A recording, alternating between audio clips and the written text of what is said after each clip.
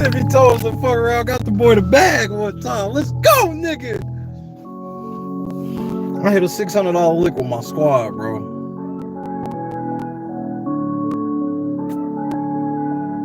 I didn't want to vote on Tiffany, but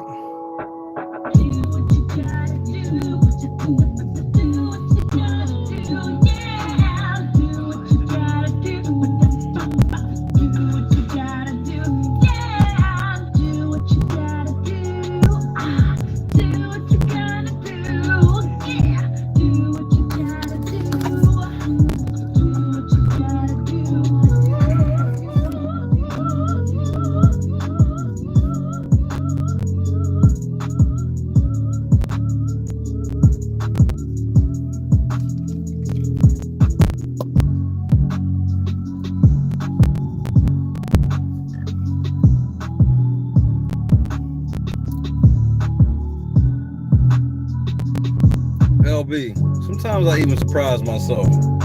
I know we ain't known each other that long, but you see how I get down enough to know this shit been a long time coming. For me to be able to help my team hit that lick we hit, John just came in there and showed me his phone, and that was just such an amazing feeling. Tommy, don't tell me you didn't get in on the Tiffany sweepstakes.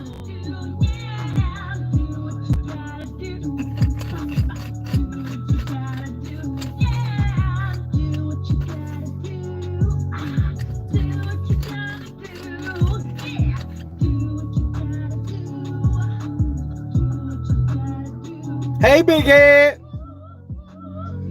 Hey, Chuck, let me show you what my big brother knowledge enables me to be able to pull, bro. This is hands down the most historic season ever, and it ended with a bang.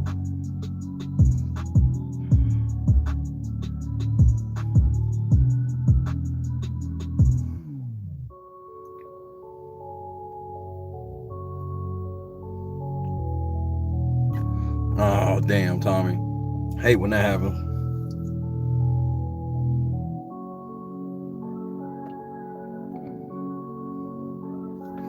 $665, $59. Not a bad day at the office. Sometimes you just gotta do what you gotta do. Caught that ass.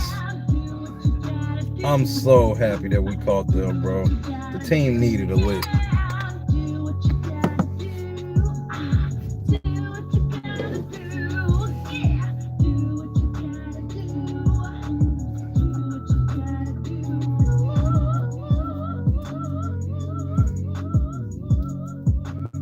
You ain't gonna never get in the house. You ain't gonna never get in the house. You ain't gonna never get in the house. I'm gonna ask the final three if that's true tomorrow.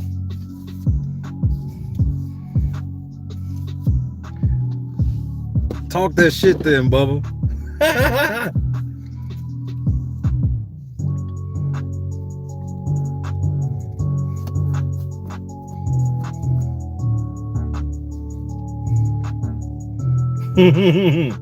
I'm the real Richard D. Man, huh? Dick Man.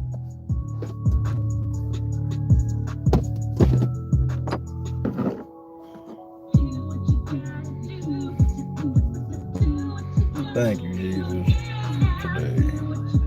Thank you for the season, bro.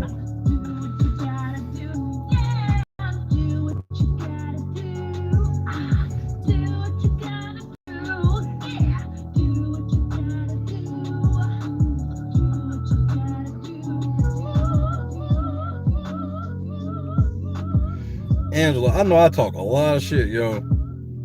I understand that I'm still surprised that they fucked Tiffany up like that. And that even if I got one other person be able to eat off of that shit, for me to be able to get the squad to eat, bro. I told everybody when I saw the time they took it down earlier, I said, I call it for Tiffany. I called it for Tiffany way earlier today. And that's because God blessed me with gift with numbers, bro. It's crazy.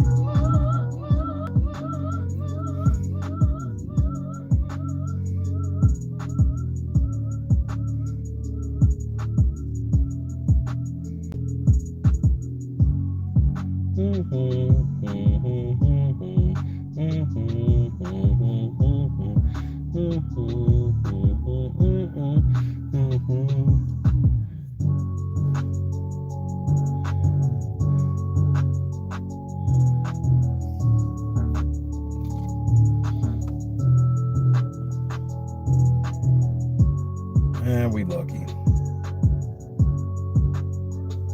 Congratulations to the team. And then think, that ain't shit compared to what tomorrow is, bro.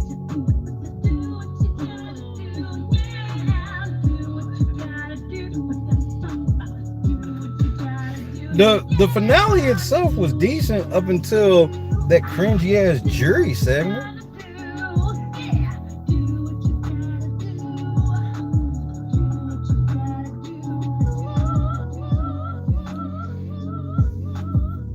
That jury segment was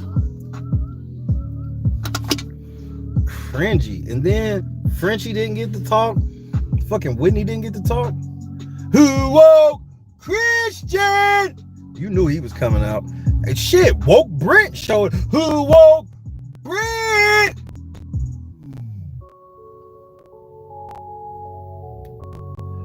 Whitney said something on Twitter. All she was gonna do is say men ain't shit.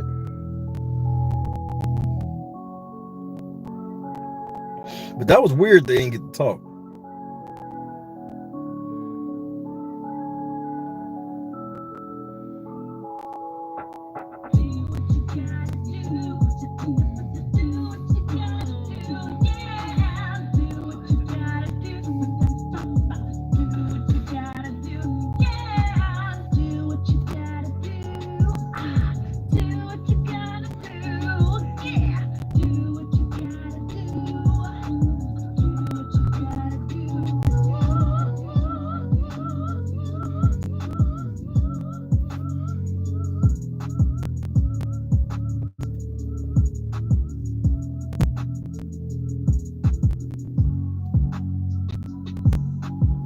As we let everybody get in, we definitely got to hop into Twitter tonight.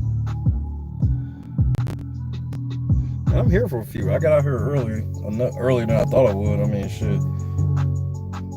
It is almost midnight on the East Coast. We had 100 plus in the chat, over 108 likes, bro. Shout out to the squad, bro. Told y'all we would be all right this year. We on the way. Tomorrow might be a little more packed.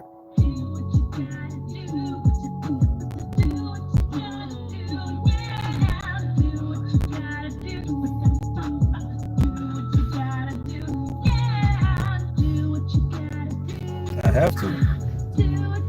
Is there any other way?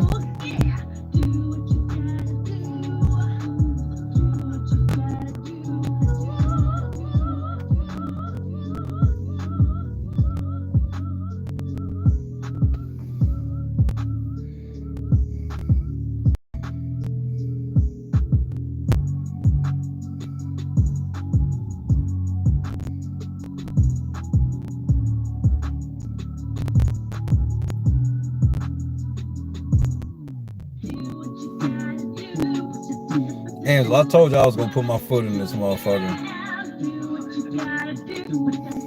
The only motherfucker who got to hear it beforehand was Marcus, because I felt it would be disrespectful to not let him hear it first.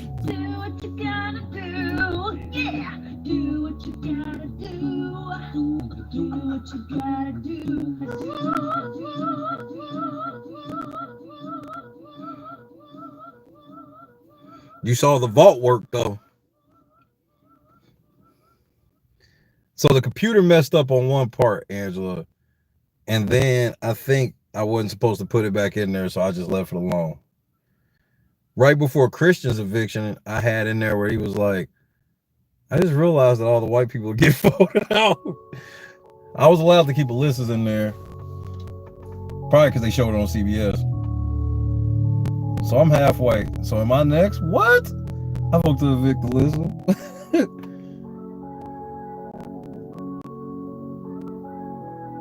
Tiffy told Osby for staying off her ass. I did a grand opening, grand closing for her. The cookout. We vote to evict Tiffany. The cookout.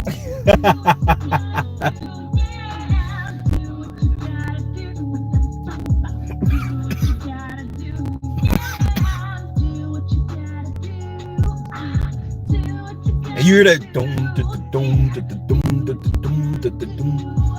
You hear that? That's Tiffany. That's Tiffany doing the bass line. I had to get all of that shit on beat. Figured it out though. Oh, KL's hopping on it. I already sent it to him. KL on the track with Azah. Who else can make that happen?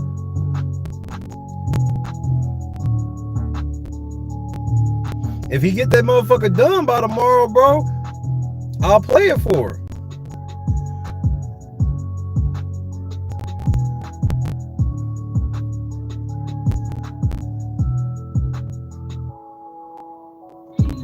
I should have said something to him. Oh, he's gone now.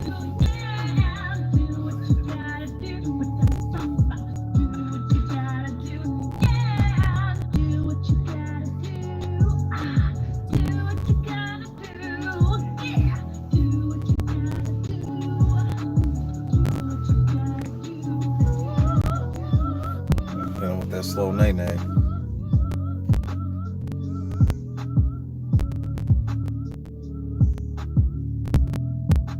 They really coming here tomorrow, and it's a little like it ain't hit me yet, I guess. Like I know they coming, I'm prepared, and, you know, run some other shit on the computer, make sure Zoom working properly, all that good shit, but I'm gonna have to tell everybody in my stream to hold on.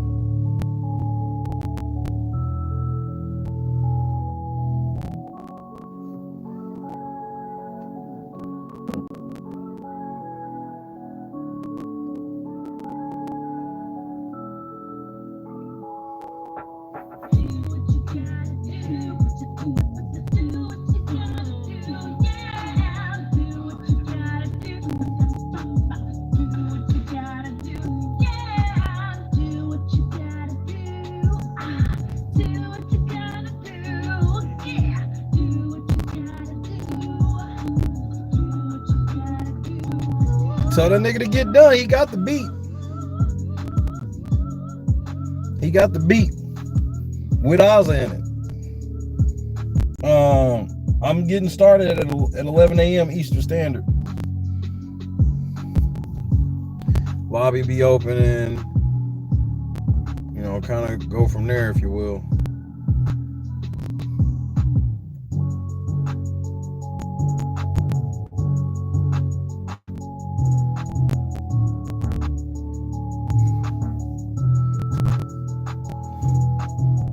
Right on for everything, Marcus.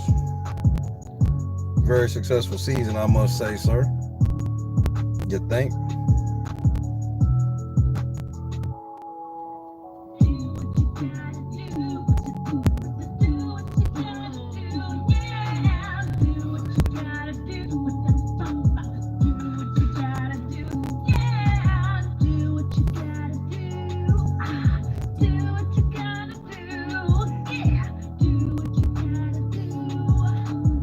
Tiffany helped make it easy for me. Real shit.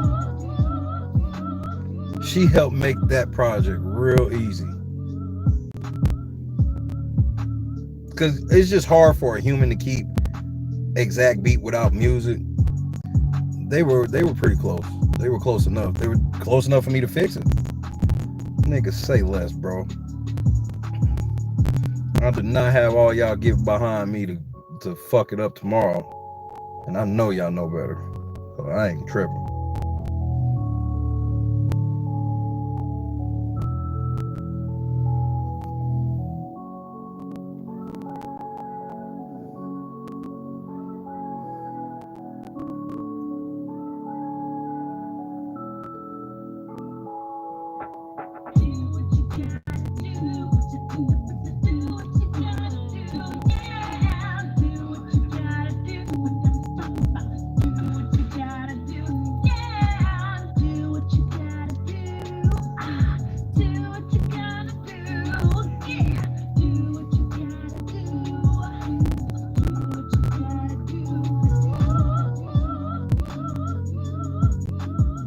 Congratulations, Nopper.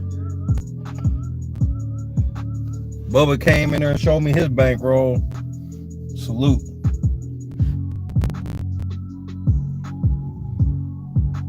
Shout out to 4-Time for believing in me too. She could have told that nigga no, they could have ended up been fighting over this shit.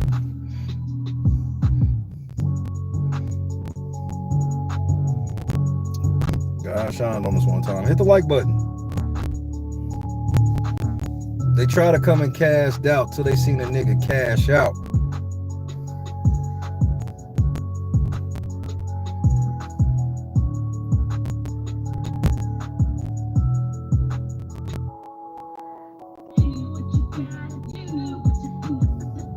So now, Marcus, we got to make a video where basically we show the moment where I see the plus 1600 and then the result of that.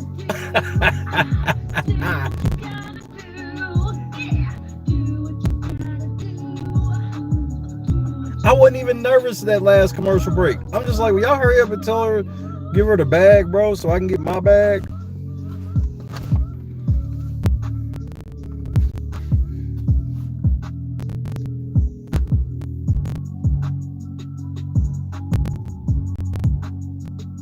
I have evidence that Vegas don't even know Big Brother like me. And anything Vegas put up, they know about.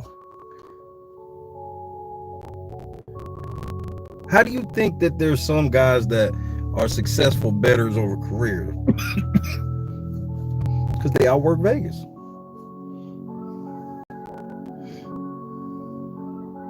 And Vegas is very reactionary where they're like, they understand they're going to get got by some people. They just don't want to get got by everybody. So they was okay getting got by LNC tonight. Hey, man, salute, man. I didn't do shit. Y'all believed in me. That was something that y'all did. Y'all could have just said this nigga's full of shit.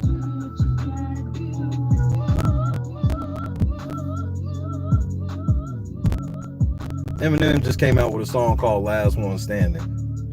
Oh, I'm scared to listen to this one.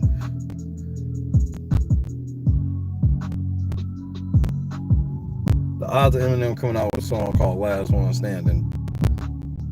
They're on Last One Standing night. And I was talking about Tiffany being the last one to stand, bro. Y'all didn't have a fucking chance, nigga.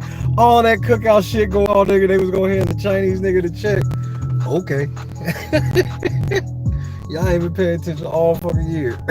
They was gonna hand the Chinese nigga the check after all that shit. Congratulations, Derek Zhao.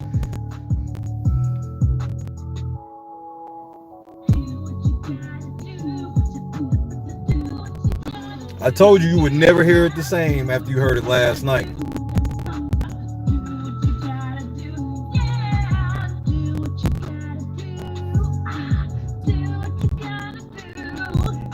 So this got to make the Big Brother album, the Metro D remix, to do what you got to do. I can't wait to hear what KL put on this shit. I mean, it's not like he missed.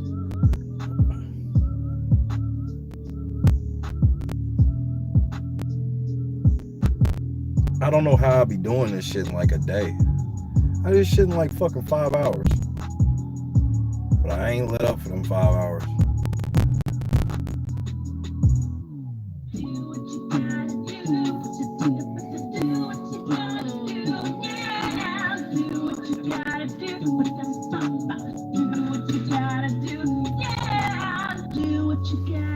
Shout out to Xavier. My man won Big Brother, and he'll be here to tell us about it tomorrow.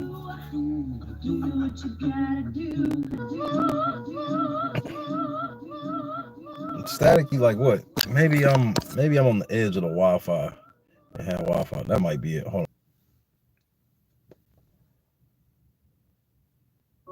If not,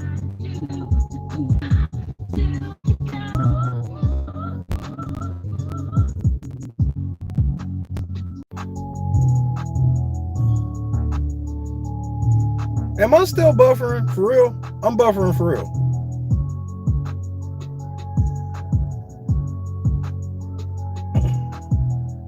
So I'm actually buffering right now.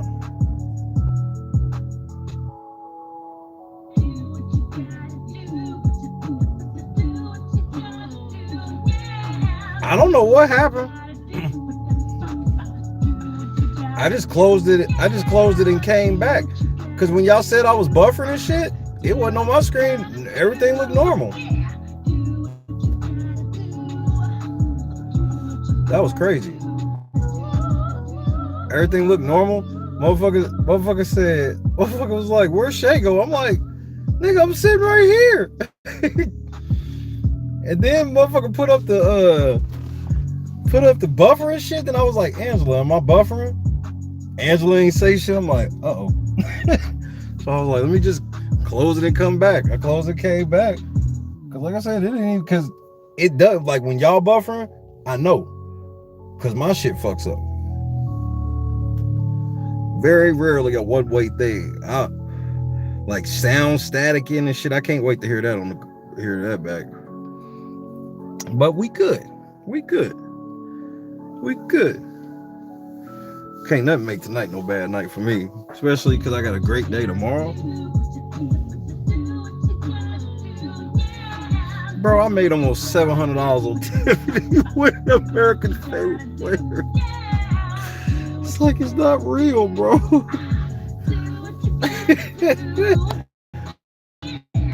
Bro.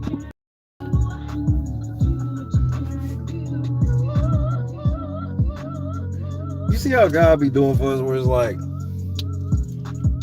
he puts it in unconventional ass ways where it's like you gotta have a certain amount of faith. So like even though this was a lick and a blessing, you had to have a certain amount of faith to even fuck with it. Cause one thing we know about this game is PIFE. But our knowledge of PIFE is how we knew though. That's crazy. They were on the wrong side of PIFE. We were not.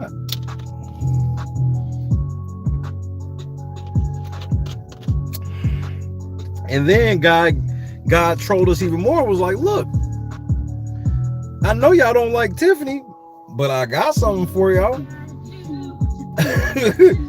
So what y'all want to do? I mean, I got something for y'all. Bro, you know how I ain't turned out nothing but my collar. Hand it here. Everybody turn they took nigga. Text Tiffany to 979. And that's how God be tells you, like, look, can you put your petty beefs aside? And a handful of motherfuckers over here was like, Nigga Shell's like, nigga, what the fuck is going on? I thought I was good in this bitch. Oh, you good, nigga, but you can't be in here cock blocking the blessing now. Cause nigga, you know how mad I'd have been? I'd have saw that come across the screen, not socked him, and then motherfucker Derek Shaw had won, nigga. Nigga, they would have threw real tomatoes at this nigga, bro. Boo! They were just throwing tomatoes at this nigga. I'm calling the authorities. That nigga came back and was like, nigga, I hate Tiffany. Nigga, we all do, nigga, but nigga, this shit deeper than rap.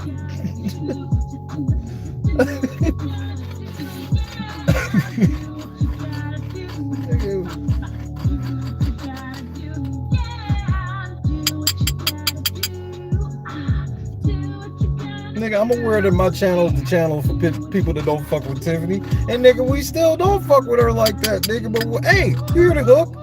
You do what you gotta do, bro.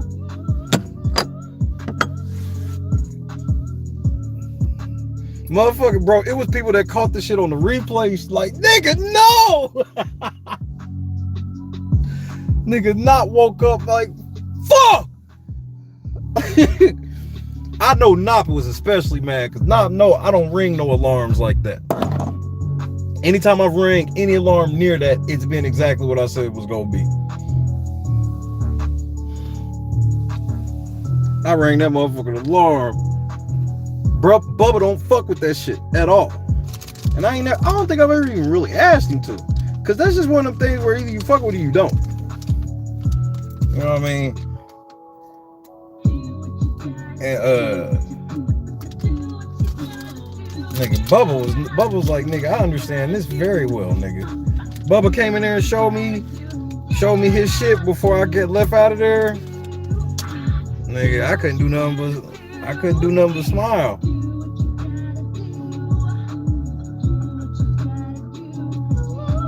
Cause I talk a lot of shit, bro.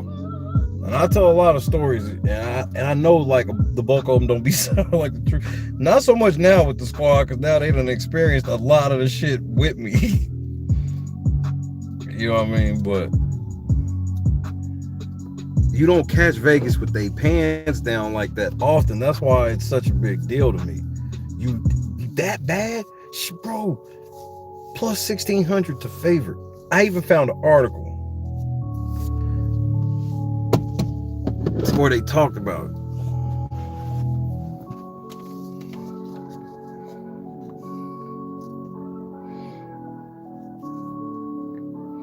I'm literally gonna talk to Xavier, Azah, and Derek in a few hours.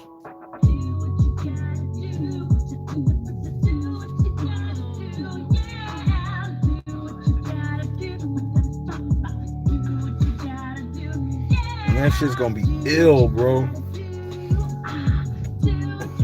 Exactly, Charles. I told you I was gonna kill this motherfucker, Charles. Told you I was going for that deep motivational shit, but with the up-tempo-ness to it.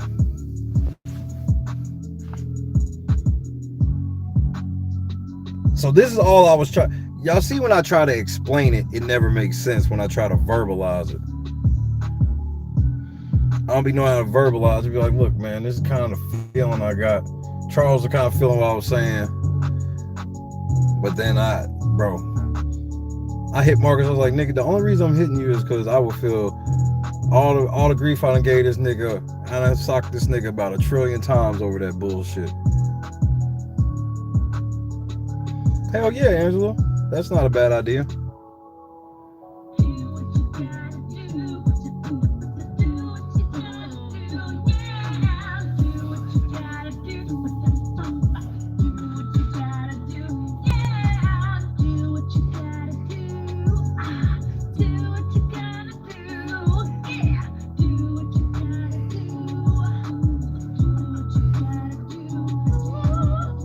Who would ever thought that I would have got to interview Derek Frazier without Frenchie's help, bro?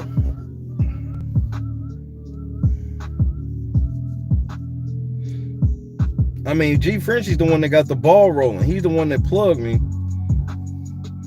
And I said, man, I'm gonna go ahead and shoot my shot for this shit. I'm like, man, fuck that. I'm gonna shoot the whole shot. I'm shooting this one.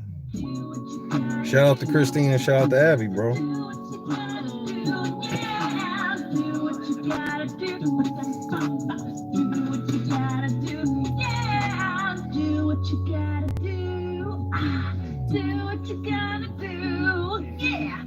And I'll probably be the only black interview.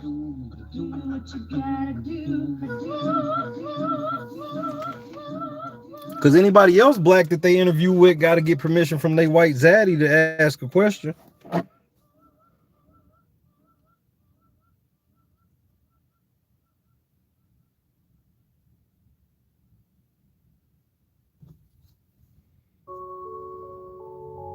Am I lying? What other all-black Big Brother podcast is talking to the final 3 in the morning? If somebody does, it's because the white man said they could.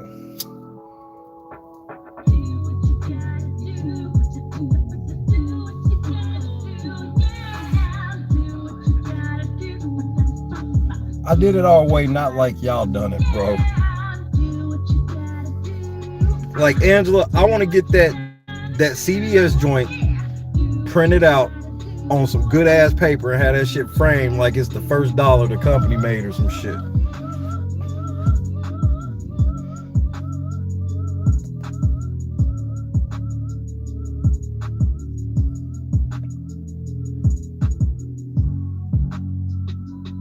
But it's like I said about like how I was talking about, like, you know, the people that be rooting for like the Tiffany's and the Davons, there ain't no money in that group. And it's because they just talk shit. And it's like I said, it's like, well, at the end of the day, y'all should all be happy and thanking me that y'all saw that I put y'all up on this lick that y'all just hit. I beg your pardon, you said you didn't hit it. Oh, you thumbs down that video. Huh.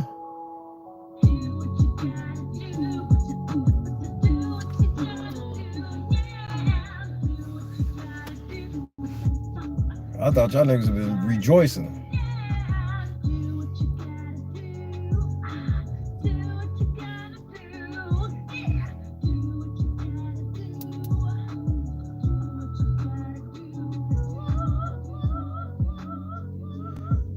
Azah's a fucking fool for that shit.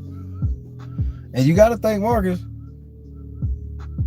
I hate that shit, bro. I hated that shit. I was like, man, y'all niggas ain't doing shit. The fuck you mean doing what you gotta do? You niggas ain't doing shit.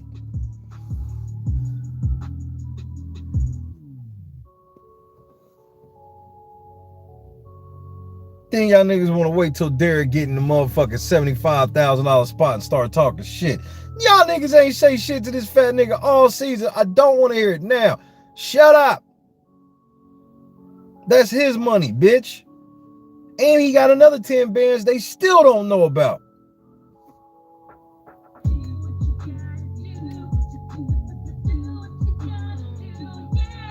Even Derek Frazier was like, man, come on, give me my 75 so we can go. Even this nigga was like, man, fuck this extra hour. It was worth the time out. It inspired this. So I guess I lost that battle.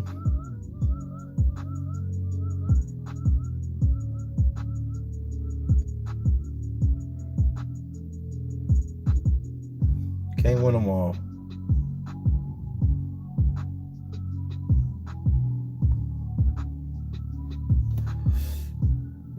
Oh, for sure, Richard, because the top 5 get bonus money. That's how I knew Tiffany was getting AFP. Because she'd have been the only one not getting bonus money.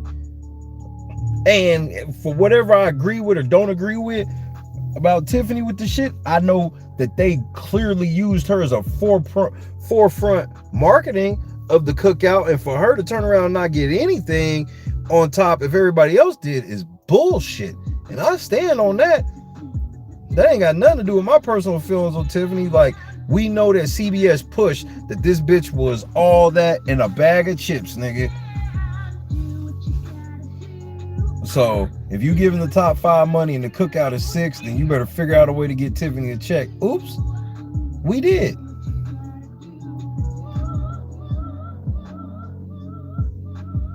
I think they set her up.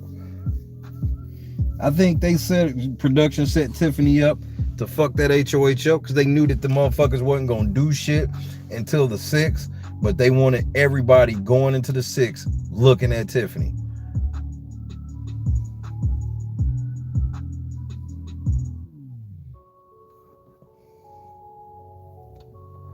Exactly, bastard player, bro. Ever since I put that plus 1600 bet, I ain't really went off. It ain't triggered me like, bro, that I didn't realize that was a trigger word for me until Marcus said something. I was like, man, that nigga right, bro. Every time I hear that shit, it's just, nigga, shut up saying that mission and master plan shit. I was like, ain't nobody ever figured out a way to say master plan 3 times in one sentence, and this bitch says it in every sentence 3 times. You know, when I came up with the master plan, I didn't know if we was all gonna do the master plan, but then the master plan worked out. Sixth.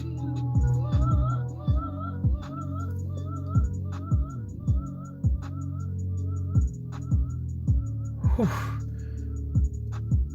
I had to step back, Angela, like for real, was like, man, that shit do bother the fuck out of me, bro. That's one part of the season, bro. Twitter got to me for a second because they was fucking with me. That master plan shit started fucking with me, bro. Because it was clearly like a word that they were told to, like, she was told she don't know how to do. So that's what the thing is. I'm not saying production be back there completely cheating into, because they're not going to let them in on it, because the thing about, in order to have that type of shit work with you manipulating it, you have to manipulate them too, because they aren't paid actors, and for them to know the rules, they have to be paid actors. So that's why production just operates under the guise of we nudge shit, but then we live when they fuck it up. And Tiffany is not really good at public speaking. She speaks in a proper tone, but she don't really be know what she be saying, bro. And so they told her to call it the master plan, and, you know, to make sure you say it. And it's like, you know how you could tell somebody, somebody's overdone it. It's like, hey man, make sure you say master plan, you know, a couple times. That bitch went out there, master plan, master plan, master plan, master plan. Thinking of a master plan. Nothing but sweat inside my hand.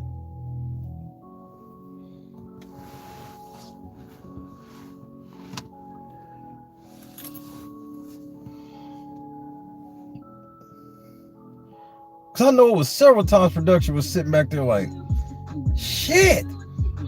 And there's so many people that really don't understand the amount of ridiculous shit Tiffany said that was edited out, bro. I mean, I got a treasure trove of just the most, like, nigga, stop saying. I could just do a stop saying that on the phone compilation of Tiffany, bro.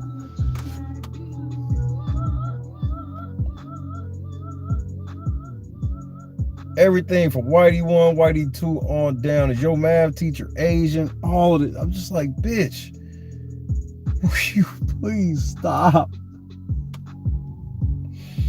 Stop. Yeah, bro, sometimes I get in the season where I literally be begging certain players to stop, because the clips and shit be coming from everywhere, and then you be thinking it's the same clip, and you go to it, you like, oh, you done said something different. Bitch, shut up. Tiffany was definitely one of those bitch shut up characters for me this year.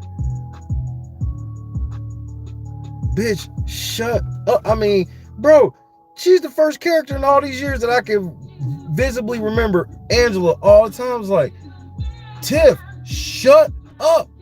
Stop talking. Tiff, shut up.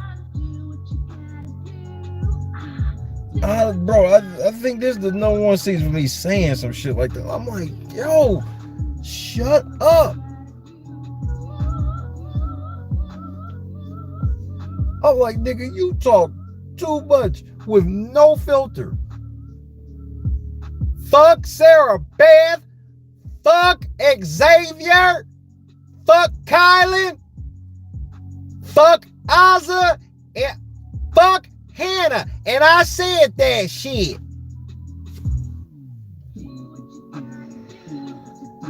I'm like, bitch, shut up. Will you shut up? Will you shut up?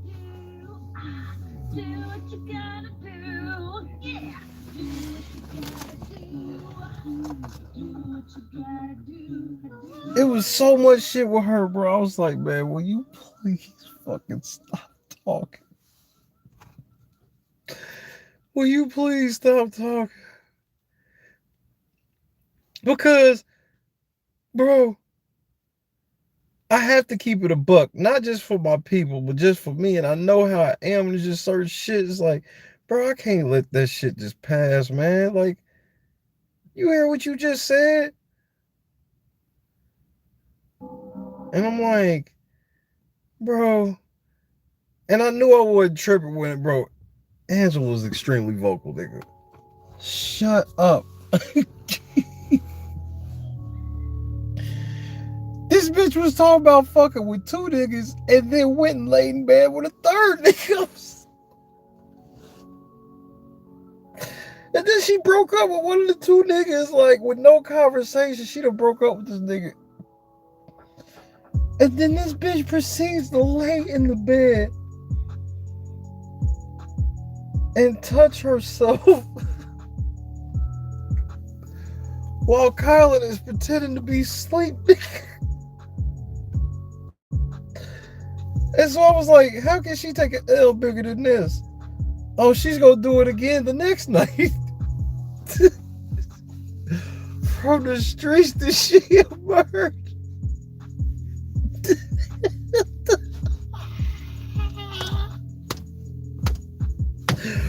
From the streets that she emerged, nigga. To the streets she shall return, nigga. Nigga, bro. I'm just like, nigga. I mean, why did you have to go in there and live that shit, bro? And then everybody be making it. And then look, and y'all see, man, this is mask off, season's over, so I'm trying to be cool. But look, on some real shit, bro.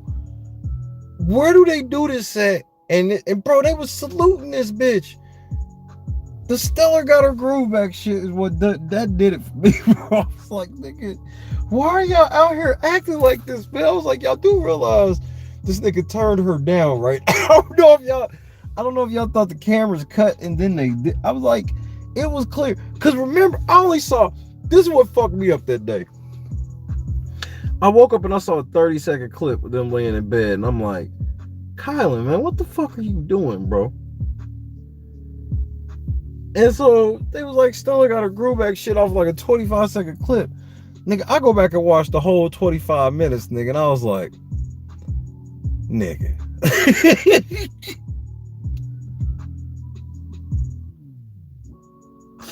Nigga, when I saw her hand cover the top of that pillow, nigga, I remember I told everybody, I was like, yeah, I got Tiffany on tape playing with herself, nigga. Everybody's like, nigga, stop the cap. I was like, nigga, y'all know I don't even play with no shit like that. Nigga, y'all know I don't even play like that. I was like, nigga, y'all know I don't even play like that. I'll say certain shit when I'm clearly playing, but I don't say certain shit where it could be, nigga.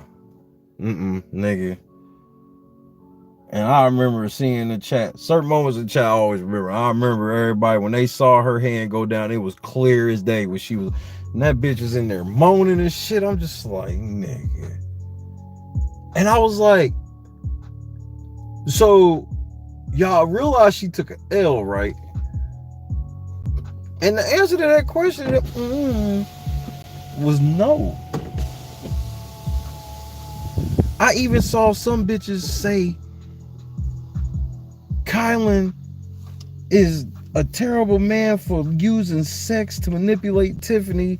He laid in bed with her and then put her ass on the block. And I was like, first of all, y'all don't even realize that Tiffany was trying to give Kylan some pussy because she fucked up. And she just put his bitch out. I mean, that was the most trifling shit ever. She put this nigga bitch out trying to get this nigga some pussy less than 2 hours later. After she embarrassed him in front of the whole house about sitting his bitch home.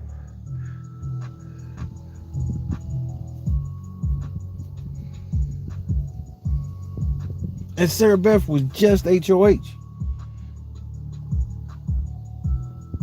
But Kylan was clearly, he was happy tonight. I wonder why. I told y'all.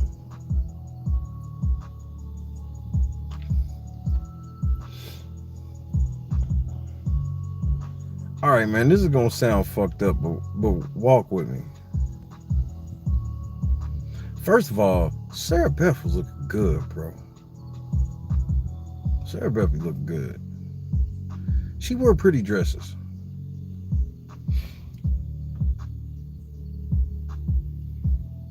It's crazy the motherfucker. I don't want to fuck that crazy bitch to save my life. She just got the look of a crazy bitch.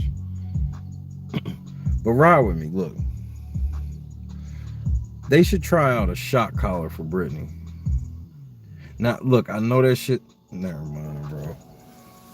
The shit might work, though. I just need her to bring her decibel down just a taste. I need to just bring it down just a little bit, my guy.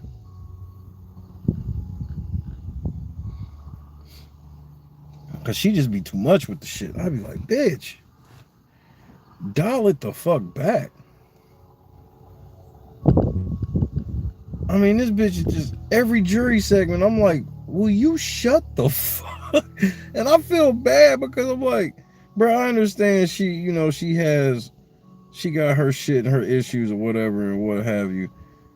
But bro, I was just like, it's kind of like the shit with Ian where, bro, I hate when people be like, people can't be annoyed at certain ticks or shit of people because they can't help it. I'm like, well, that's the thing about being annoyed by something. Like, nobody chooses to let certain things annoy them. They do uncontrollably. So I'm like, you have to understand that on the other side. Because like when people used to get annoyed about Ian being in the room just fucking rocking this shit all the time. And then people try to act like these people have something against autistic people shit. I'm like, bro, most people that be sitting around saying that shit, bro, you ain't ever even had to deal with anybody's special needs or nothing ever. And just because you may have autism or something doesn't mean you a dick or you can't do anything to annoy people.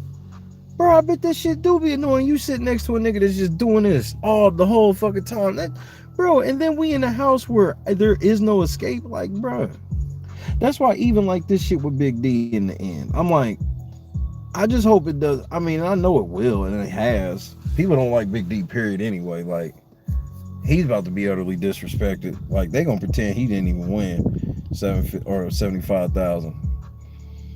And so, but like Big D in the end, like at the end, he starts saying some just off the wall shit. But it was the type of off the wall where I'm like, bro, he's starting to, the house is breaking him. And it can happen, and it does happen. And Derek Fraser's, you know, he's a softer dude. I don't want to call him soft because I've seen enough in him to see that he'll go if he have to, and I stand on that. But you know, he sits in his emotions a little bit, and I think the house was starting to break him a little bit. That shit gets to you, bro.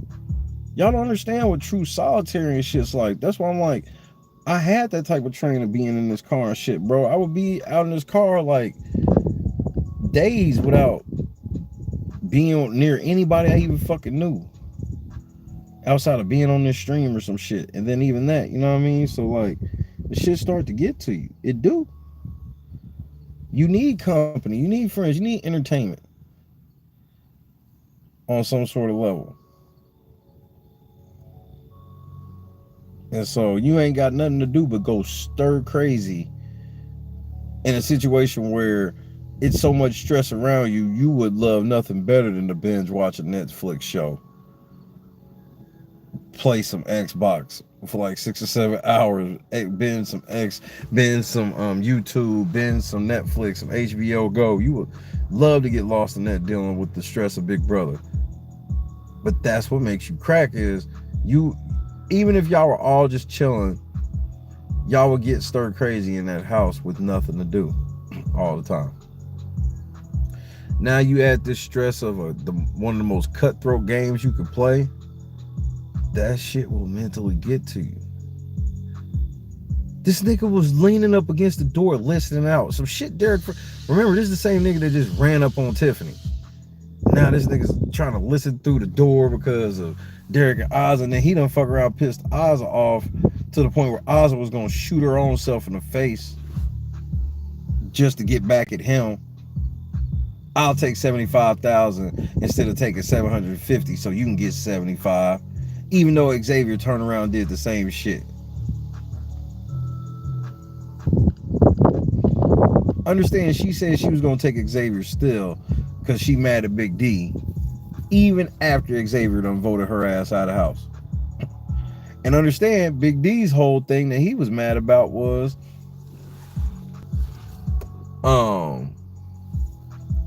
he would been taking her or whatever. Who knows what the fuck he'd have done.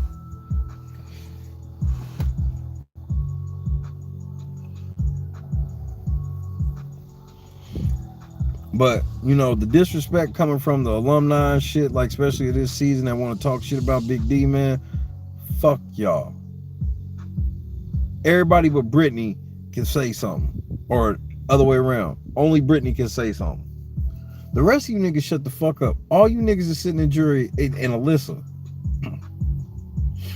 Alyssa and Brittany.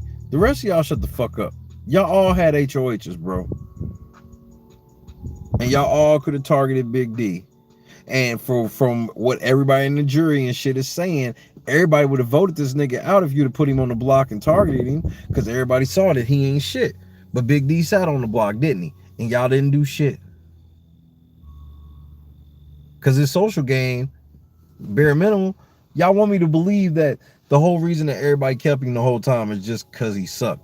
I don't believe that for 1 second, because I'm like, well, they think he sucks so bad, but for some reason, they didn't get rid of him.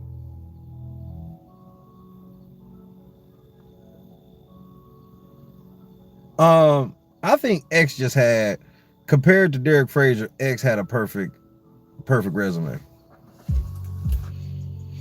X had a 1000% perfect resume compared to Derek Frazier. Like, whatever you consider were mistakes by X, going against Derek Frazier, bro, just name it. Like, when you just name his list of good things, you ain't even, bro, once you get to his bad shit, nigga, like, Derek Frazier been done with his good list, like. But I do think that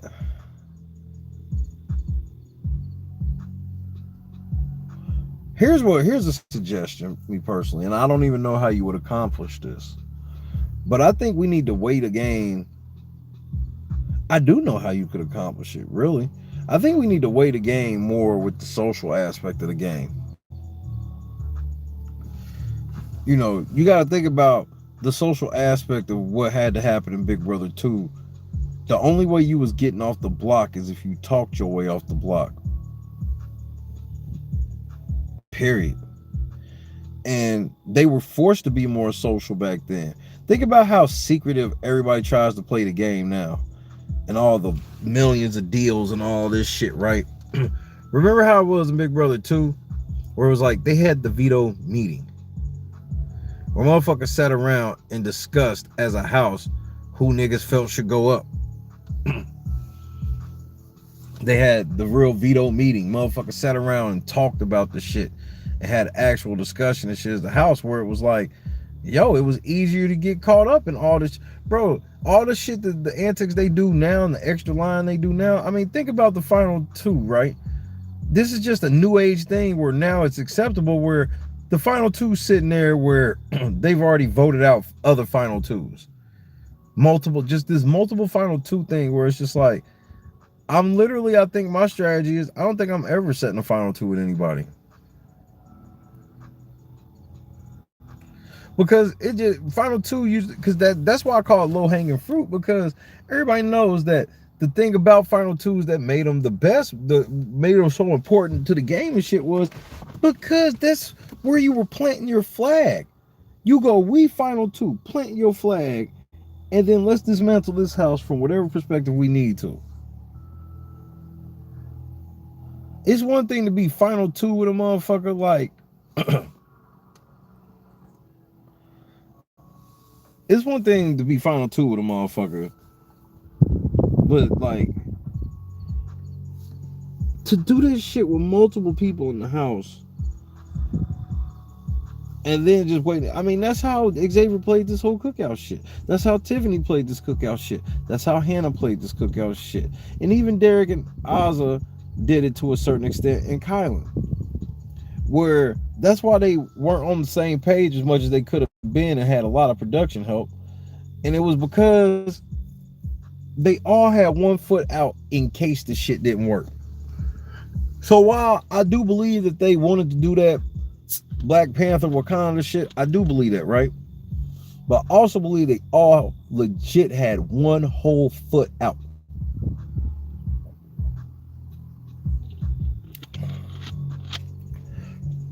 I mean, Derek Zhao, he don't even look back to the part where Xavier tried to save his life. If he throws that fucking HOH to Alyssa, bro, the cookout might not even make it to the 6th, and Derek Zhao is in a whole nother position.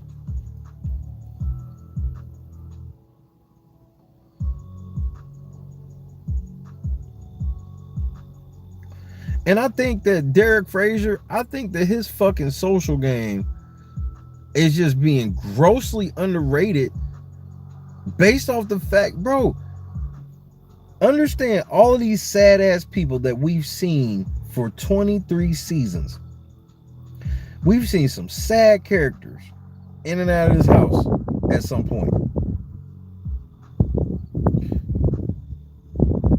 Ain't nobody sad ass has set their ass around and made it all the way through to the end since Dr. Will. Nobody's ever done it since the veto has been used, except Derek Frazier. And that's because his social game was good enough. And he was very good at every week, whether he was the target or not. Hey man, I feel like they coming after me.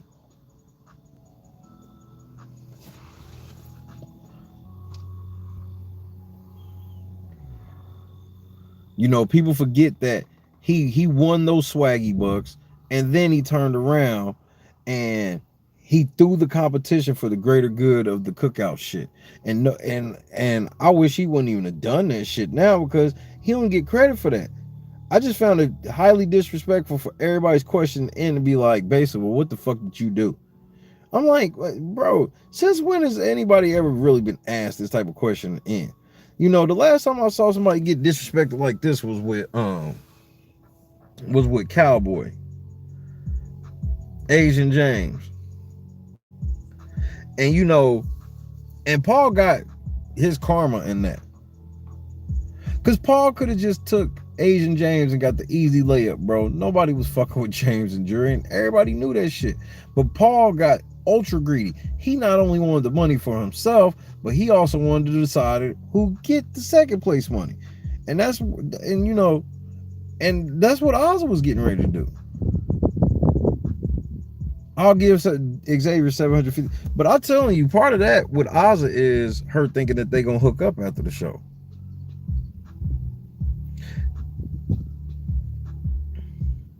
And so then Azah talked all that shit about she didn't want to look like the girl that would choose a man over her best friend, and then she literally got on national TV and did just that.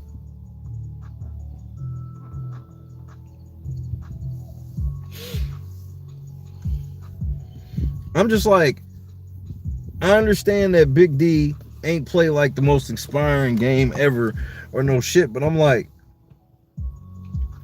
if you get, bro, and this is for like old people, fat people, whoever, this nigga is just giving you a blueprint of how to get to the end of the game.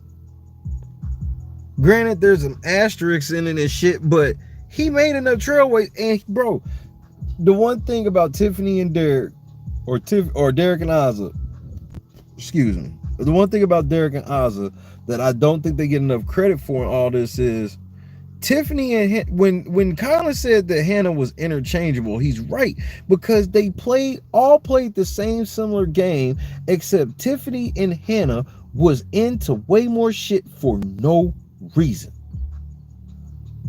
So the same amount of shit that Tiffany was in and Hannah was in for no reason, motherfucking Big D and Azah was chilling. You know, Big D and Azah didn't have no situation where she had a final two with Hannah and then put Hannah on the block. But Hannah turned around and made a final two with Alyssa to only turn around and put this bitch on the block very next HOH. Azah look at you, was like, I ain't make no deal with you, so I'm putting you up. And the cooking and bro, and I'm glad Angela said something about the cooking and cleaning, because before we went in before the house happened, when I be going over my little so-called strategy sessions, pseudo strategy sessions, whatever, one thing that me and Angela and Squad have talked about extensively is how important cooking and cleaning around that fucking house is. Watching from Tulsa, Oklahoma. What's up, Lisa? I'm down in Mustang. I comes to Black Wall Street all the time, so salute. We will have the final 3 here tomorrow. I'm gonna ask any of the final 3 they want to meet me down at the Black Wall Street. But Big D is funny. He cooked and he cleaned, and that was something we talked about, where it's like, if you've ever really watched Big Brother extensively, you know one thing that's true is, bro, you got to be an ultra asshole for them to want to vote you out and you do all the cooking and cleaning. Almost all the cooking and cleaning people make jury. Like, that's almost by default. And that's kind of how you want to do, is just make jury and then turn up. Let all the overplayers overplay in the beginning, cook clean, bro. And this motherfucker cook and clean. And then next thing you know, by the time, but somehow his social game trash, but all of y'all would have loved to have a final 2 with Xavier and couldn't get one. Kylan got a fake one and Big D got the real one. The rest of y'all would have killed for Xavier final 2. And you motherfuckers didn't get one, but Big D got it. Why? Because his social game was enough for because even if Xavier's in the beginning like, yeah, I can sit next to him and win and shit, right? Understand, Big D ain't never did nothing along the way to make Xavier question him, to where after Xavier done cleared everybody off the board, Big D get to take his 75 and walk. I just be like, bro, this shit is way more, this should be way more chess than checkers, especially like in a situation where, here's another reason why I give Derek Frazier a lot of props, is because, remember, this motherfucker's in a situation where he felt like none of the competitions was fair, even though they started evening out at the end. But he found a way to persevere through all of that shit, even though the whole time he's feeling like the shit's rigged against him because the fucking comp selection and shit sucked for him. And I kept telling everybody that shit. Remember, I said this shit when the first endurance comp come. I was like, okay, so how many of these comps that we sitting at home know that Derek Frazier can't win, are we going to let him just embarrassingly lose and not send him home? Because I was like, that means them comps are gone and aren't coming back. The next thing you know, this motherfucker start pulling out second place and shit, and Hannah couldn't even beat this motherfucker in the comp. Tiffany couldn't even beat this nigga in BB Comics. Because my whole thing is like, yeah, he didn't get first place, but if he don't beat Tiffany in certain shit, he don't beat Hannah in certain shit. Same thing with Azah. This shit is way more deeper than when you just look at the veto winner and you just look at the HOH winner. You got to look at the whole totality of everything that's happened. And Big D made bro, they called him a hoe, but it ended up being a great decision. When the whole Tiffany shit, like week 2, him just sitting on that shit is another reason he got $75,000 right now. And that's why I'm glad Tiffany went at the end of the game, because him going through that shit that he was going through at the end with Tiffany, oh, that'd have been, it might have been Feed's gold, but that shit would have really got messy. Azah handled it better than I think Tiffany would have.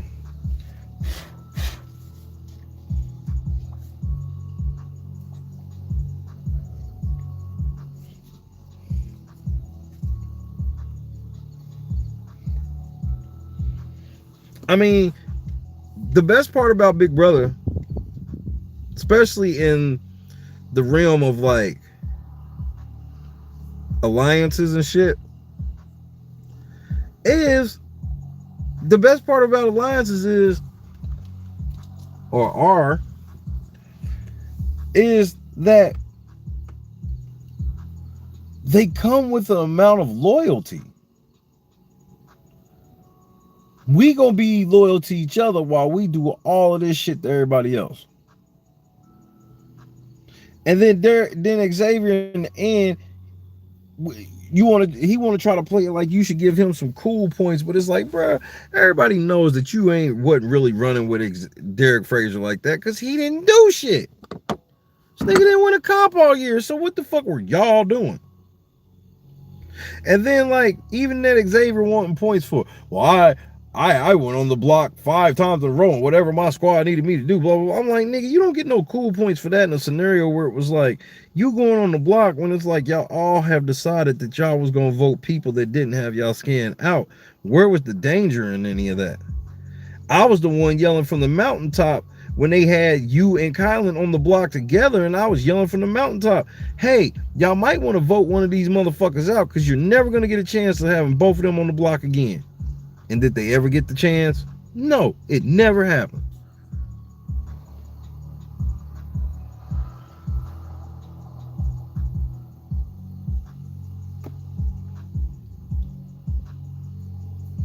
And I called this shit.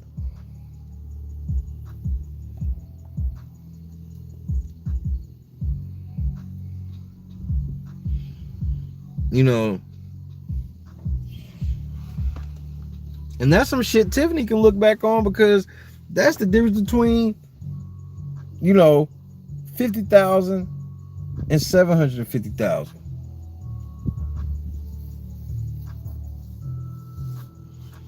That's the difference between 50,000 and 750,000, in my opinion. If they pulled the trigger while they had all them on the block, all this Coin of Destiny shit they had going on, bro, they could have went ahead and they could have choked this motherfucker out. But they at least I give them that they play like they believed that was the most important thing to do. The most important thing to do was preserve the 6 over my own game, and Tiffany was the number one casualty of that, because I'm like, bro, once you showed your hand on that HOH, you got to go full throttle, and you should have just been going after the biggest targets in the house. Once you saw that Kylan and Xavier were mad at you, instead of you trying to give Kylan some pussy, you should have been putting both of them on the block.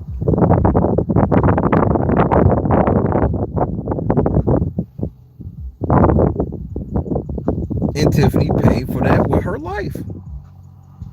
Because I'm like, these niggas ain't going to forget. And I'm like, there's going to come a point in time. I'm like, so who were they going to go after when they got to the 6, Tiffany?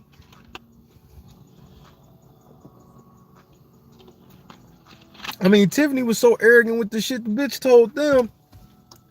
After I done fucked y'all over, nigga, I still don't want to go on the block next week. Not initially or as a replacement. And you know what they said to her? They put her ass on the block and sent her home.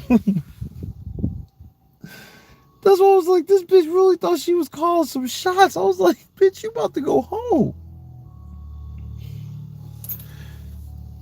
Niggas, that was one of the funniest parts of the season for me. Soon as Tiffany fucked her shit up, bro, the trolls immediately was like, nigga, Xavier's the worst ever. I'm like, nigga, Xavier's on the block, nigga. Like, you not blaming this on Xavier. You not blaming this on Xavier. As a matter of fact, Xavier and the rest of the cookout was all part of a plan to protect this motherfucker.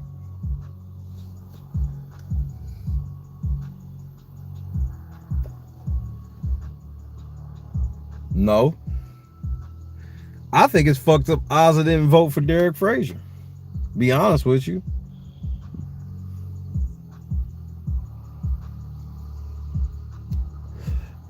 In the end, all the motherfuckers proved they wasn't loyal to anybody.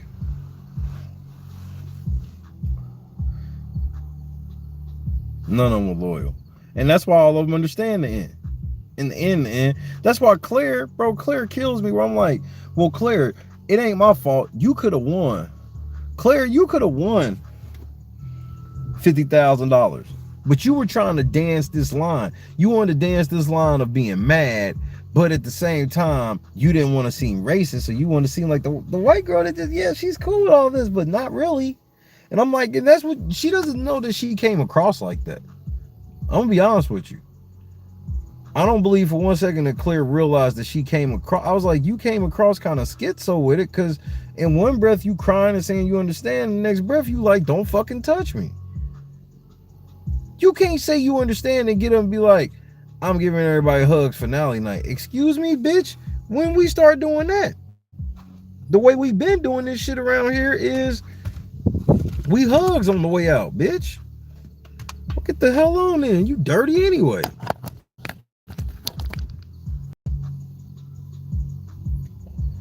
She had this shit in the bag. Because they threw the alley-oop, but she couldn't stay on message.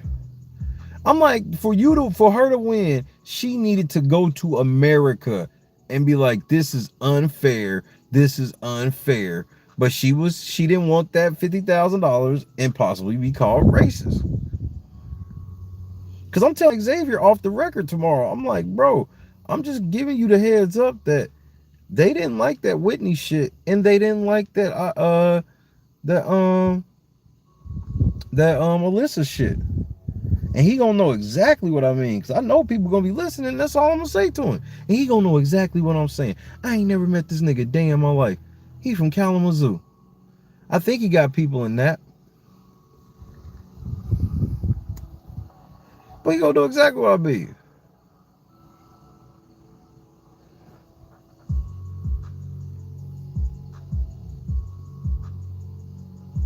And so then that's why I feel some type of way about it, where I'm like, well, you had a chance, Tiffany, to take chokehold of this game. Because even after you fucked them over, when they realized you was fucking them over, Kylan turned around and gave you the HOH. And that should have been your goal. You should have thought, the moment that happened, you should have thought to yourself, I know they mad at me. I might as well just get one of the strongest one. I need Claire. I might as well do this. But she didn't want to be called an Uncle Tom.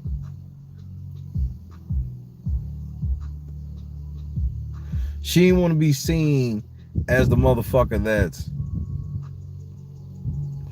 you know, selling us out, if you will. And so that's why I'm like, well, when you make that decision, then you can't be mad at Derek Frazier getting $75,000 in the end. That's why I'm like, bro, if the 1-2 shook Azah, Derek Frazier, Azah, I don't want to hear none of y'all complain, because year after fucking year after fucking year after fucking year, what do you niggas tell me? What do you niggas tell me year after year? Right? Yeah, I know he sucks, but I just want one of us to win. I just want one of us to win. I just want some black person to win. I want some black person to win. As soon as Derek Frazier gets in second place, man, fuck that nigga. Nigga, it's some motherfuckers that's saying they don't accept Xavier. We about to get on Twitter in a few, and I guarantee it's some that say that.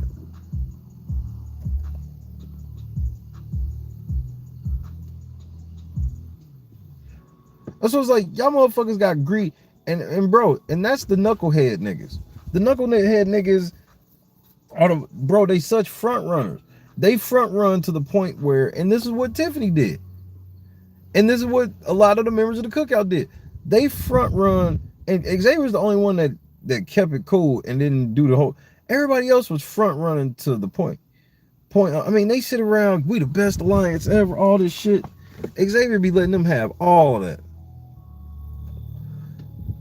Y'all the creators of the cookout, y'all got all of that, bro. And that's how to play it, bro. Y'all can have all of this, and I'll just let y'all.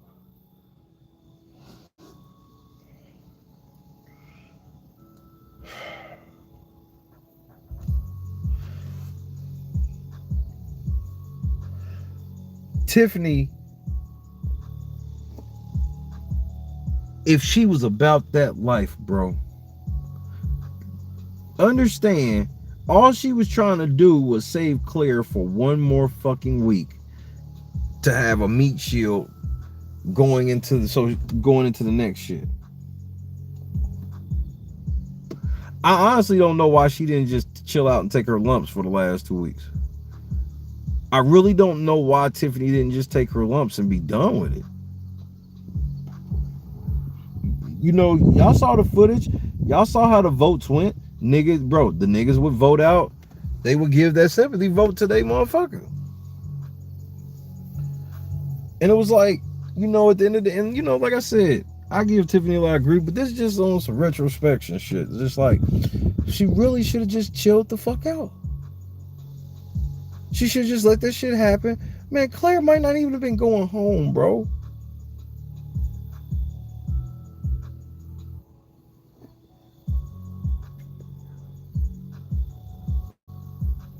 But it's like them mobster moves, and it's like on The Wire where, like, you know, when Stringer got killed on The Wire, before he got killed, like, Brother Mazone rolled up on Avon and told him basically, like, nigga, we killing your boy, and you gonna let it happen, or we fucking not just you up, we fucking everything up.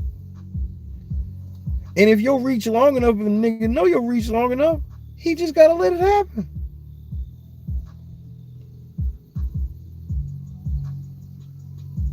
But these are the type of games you play.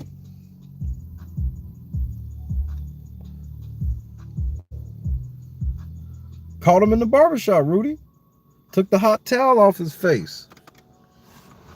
Could have been, that could have been the last thing he saw, but the nigga's like, nah, we doing your boy done fucked up. He fucked up good, and we know you didn't have nothing to do with it. So we gonna do him, and if you get involved, then we gonna do you too. And so that was basically what happened with Claire. And then it wasn't even in stone. It was like Claire still could have went when she quote unquote wanted her to go and shit. And what was her instant karma in that? Because she was so certain. Because that was the other big mistake Tiffany made. I want y'all to understand, if y'all ever make it in the house before me, after me, or whatever, trust me when I tell you this from all the research I've done over the years. A lot of the quote-unquote upsets and competitions and shit happen when motherfuckers will blatantly look into production's eyes, bro, and be like, there ain't nothing that can happen to fuck this up. All we gotta do, bro, anytime they start with all we gotta do, bro, all we gotta do is keep Alyssa from winning the veto, and that is done. Congratulations, Alyssa. You are, I'm like, nigga, y'all gotta stop fucking with production karma, bro. They don't play.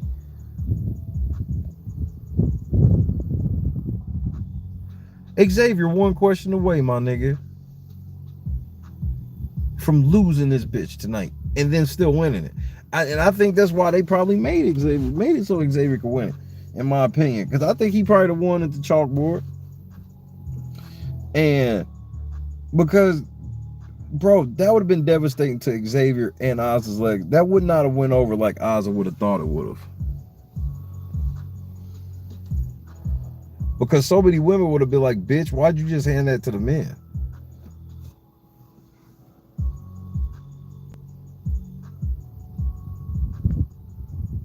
Yep.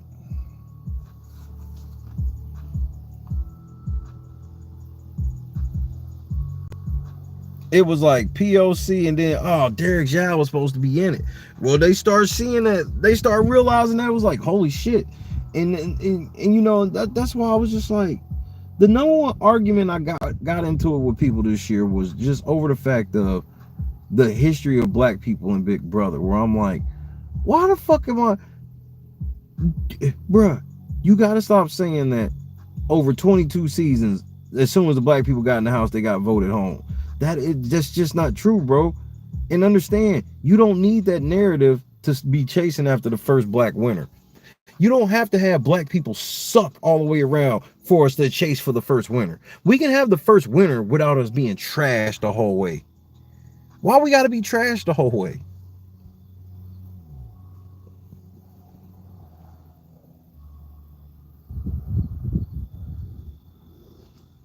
That the way they erased a lot of good black players over the years this season, that really shocked me. You know what, Kitchy? I'm right. Was that Kitchy that said that? Make sure. Yeah, that was Kitchy. No, yeah, it was Kitchy. I said this earlier where I was like, I truly feel like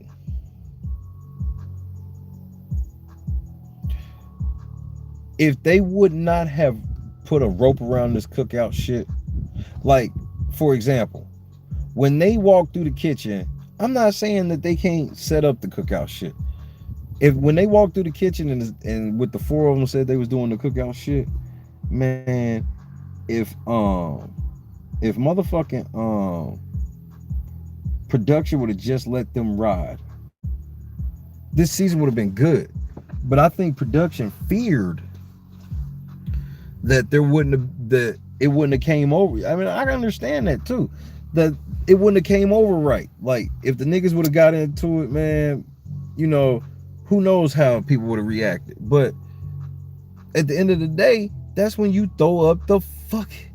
They put it on the feeds and it's like they don't even live by it. It's like, bro, just put up the fucking disclaimer and tell people to eat a dick. Don't write me no letters talking about cancel and send this motherfucker out. We put on the fucking screen. If you ever read, and I guarantee 99% of the motherfuckers who watch ain't never read that disclaimer for real. And that fucking disclaimer tells you clear as fucking day, hey, whatever these niggas in here be on is what they be on. They are in the middle of a social experiment and emotions can run. All that shit in the disclaimer.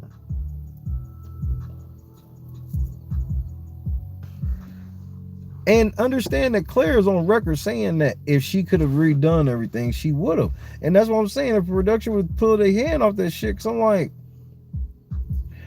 bro, they made the white people lower their guard for the black people to come in on some savage shit. They had them lower their guard, and then they get in there thinking it's probably going to be 1 or 2 black people, and they get in there and it's 6. And wait till you see the myth of the cookout. Because like I said, the cookout was only motherfucking Tiffany, Xavier, Derek Frazier, and Azah. And I could never ask them this on record. I would maybe ask them off record, how did they really feel about having to add them to? Because, bro, I got fucking... Hell yeah. Look. No, here's how it was production in full effect, Kitchy, because I called it. I said they had Claire win that shit, and because 2 reasons. She was gonna keep noms the same, but the whole thing was like Tiffany was gonna get to play for HOH again, and then Claire wouldn't. So I was like, they not only made it so Tiffany could play again, they tied Claire's hands behind her back. And since she couldn't win that HOH, she got backdoored by Tiffany, bro.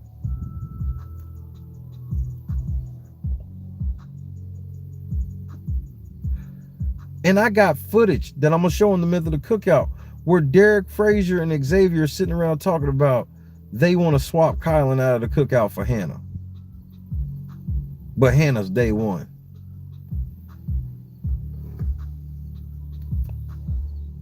Claire was a have-not. She didn't even wait to be 4th. Dion laughs because Dion been around long enough to know I ain't lying. He know I don't even bluff like that. These motherfuckers sitting around like, yeah. We need to swap out Kylan for Hannah in the cookout, but this bitch day 1.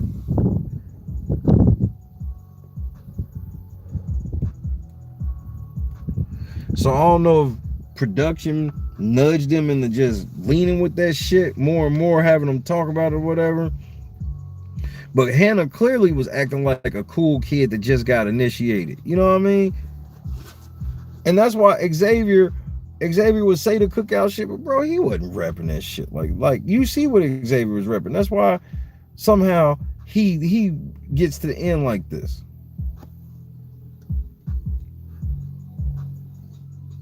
Because look at how he did Derek Frazier in the end. Think about this. He did Derek Frazier. That's why I don't know why Derek Frazier was paranoid. That's how y'all niggas been playing the whole game. We good, but I'm going to go lay with this other motherfucker the whole time and we not going to hang out. That's how he did him in the finals. I'm going to lay it with Azah. just in case this bitch beat me, so she could take me over you. See you fucking it up. And then the end, I told you it was good. See, you was all nervous for nothing.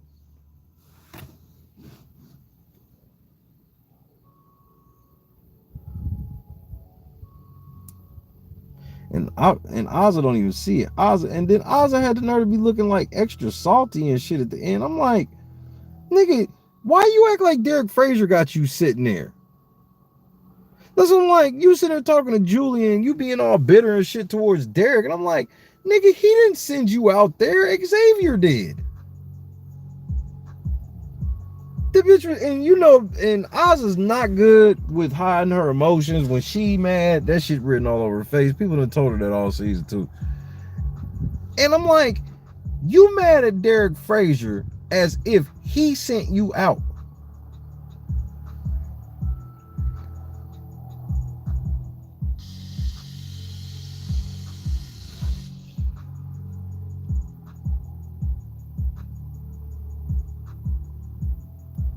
And then y'all niggas is sitting here, like, and then that's the other thing. Remember, Derek Frazier is big delusional, right? Derek Frazier's big delusional, right? And Dion's not lying. That nigga said, hey man, come on, let me hurry up and get my 75 so I can go.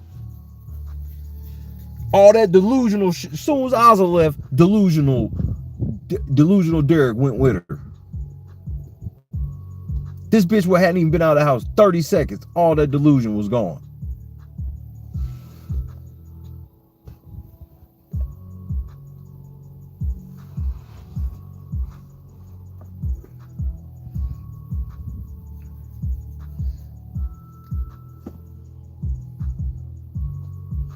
I mean, Azah's sitting here bitter as shit. And then I'm like, everybody's sitting here saying shit like they want Xavier to win. Because I'm like, that's because y'all think this nigga look good.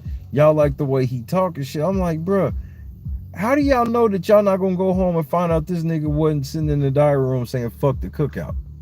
You know, and I'm not saying that, you know, obviously he didn't say that shit, but I'm like, he wasn't as down for y'all as y'all think, and there's gonna be a lot of shit y'all gonna see that's gonna bother y'all.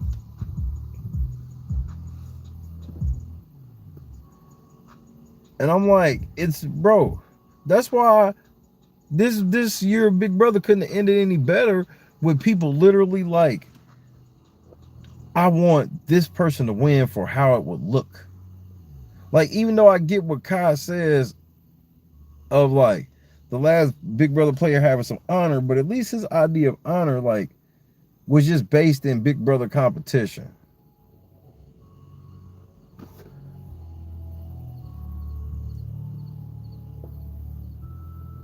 Like, Azah, you saw him laying up with the white girl. I saw you shoot daggers at him from across the yard.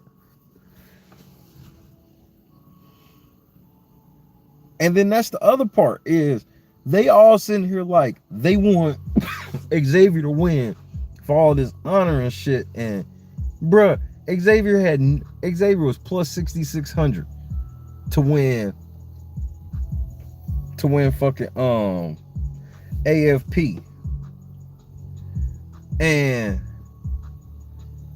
this motherfucker's plus 6,600, which lets you know he's not well liked. And they all are here thinking, yeah, they all like Xavier. It's like, no, he looks kind of scummy to people.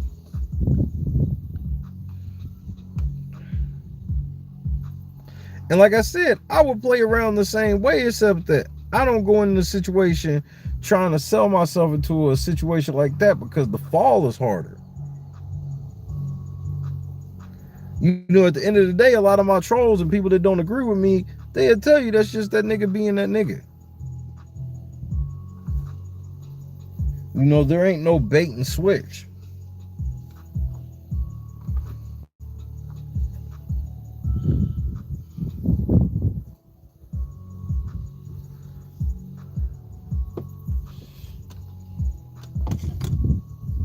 I mean, just like Derek Frazier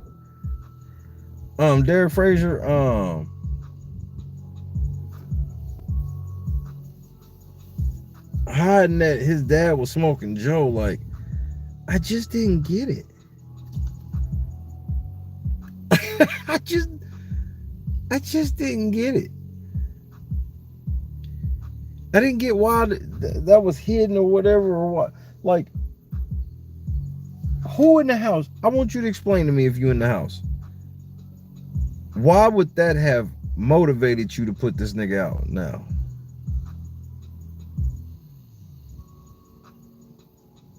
Like, just on some real shit.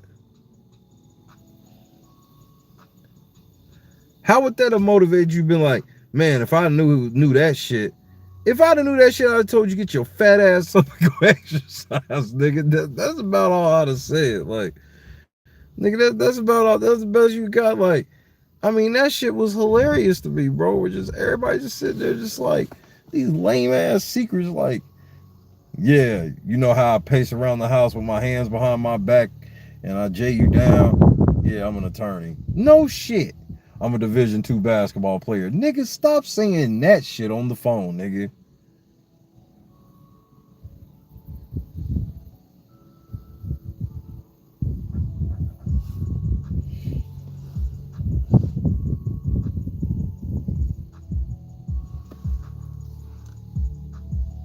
I'm just like, bro, like, you smoking Joe's son? What? Hey, bitch, fall back. You know what I mean? Get off my dick.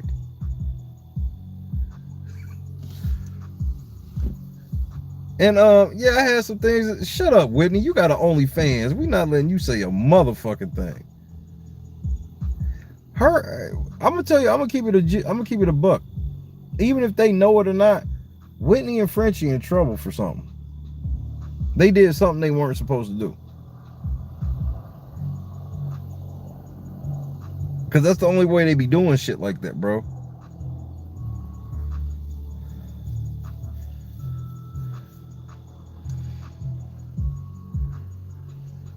I don't know what. But that's that's punishment type shit. Bro, it's the last fucking show. And Whitney did say she was gonna say that shit. And you see what happens. And I called her out for saying that shit. I'm like, bro, you need to shut the fuck up. And they will. And that, bro, and this is the same shit I try to tell black people. You see what they did to the feminist chick. Remember, they all supposed to be pro-feminist and all this shit, but it's like, bro, we not just about to let you start some shit where there ain't no shit to be started. Because I'm sorry, bro. And ladies, if this is some offensive shit, please explain to me. And I'm not saying that shit in no condescending way. I want you to explain it to me so I can just understand how to digest it in a better way. But I gotta keep it a buck where all the girls around me, bro, I got my number 2 is a girl, just for the record again. I know I bring this up a lot. And I don't do that shit to embarrass her, but or to use her as some tokenness shit, but it's just because it's a fucking fact that I know that if the women around me need me, bro, it's just say what, where, when, and why. You ain't even gotta say why, just what, where, when. But I find it rather gross personally for you to be talking about people over-sexualizing you as you got a picture of you in a fucking bikini with a fucking sign that says, go sign up to your OnlyFans at Thick Knee.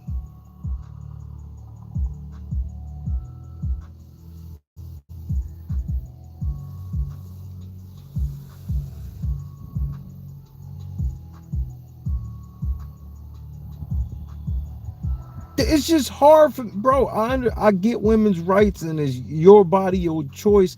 I get all of that shit for sure. And I don't say that condescending at all. I do get that shit, but does not apply. You can't sit here and try to get money from men by being over-sexual, having men pay you for over-sexualizing you, then turn around and feel some type of way when Derek Frazier calls out that, come on, man, you wearing that top to the gym. You're not wearing that to work out. You wearing that so dudes will fucking look at you. And that's what she didn't like, is being called out about it, because most people ain't gonna call her out about it. They just gonna look at her. But since he gay, that shit don't hit him the same way as it would hit another dude. He looking at you.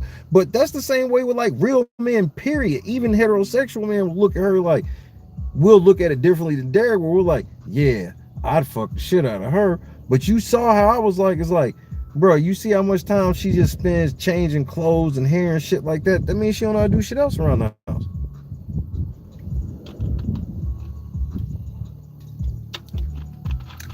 Talk plain.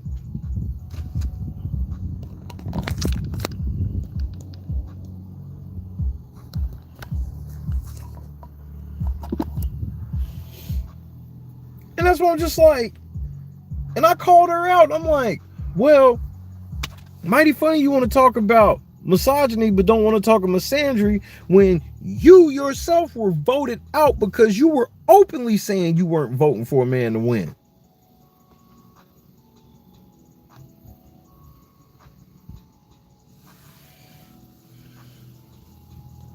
I think this is going to be a really lost and forgotten season, especially because I know a lot of people that are doing this whole checker flag shit for the cookout shit. I know a lot of them are really being disingenuous. And so when people are disingenuous like this type of shit fades quickly. And it's going to fade fast. But Frenchie, he had to do something.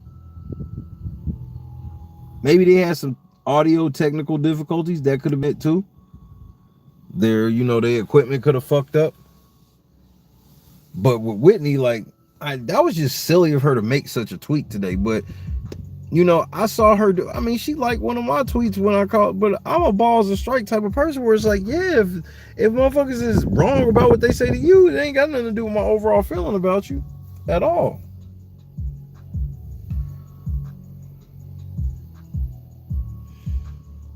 And so,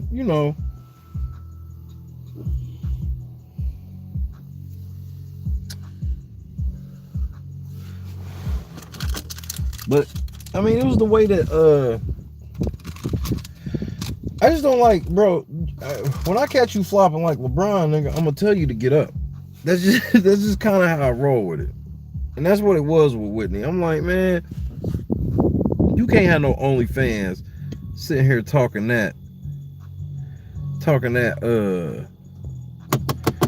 oh man, you over sexualizing my body. I can't help it. My body is so great. First of all, your target the audience you want to be your target audience really ain't. And I'm not trying to be funny, and I'm just keeping a G. The type of dudes that she be wanting think she's fat, bro. Now, obviously, I'm not in that camp, but she be wanting like rich dudes and shit. And rich dudes, a lot of rich dudes think she fat or she's close to being fat. It's cruel. It's a cold game.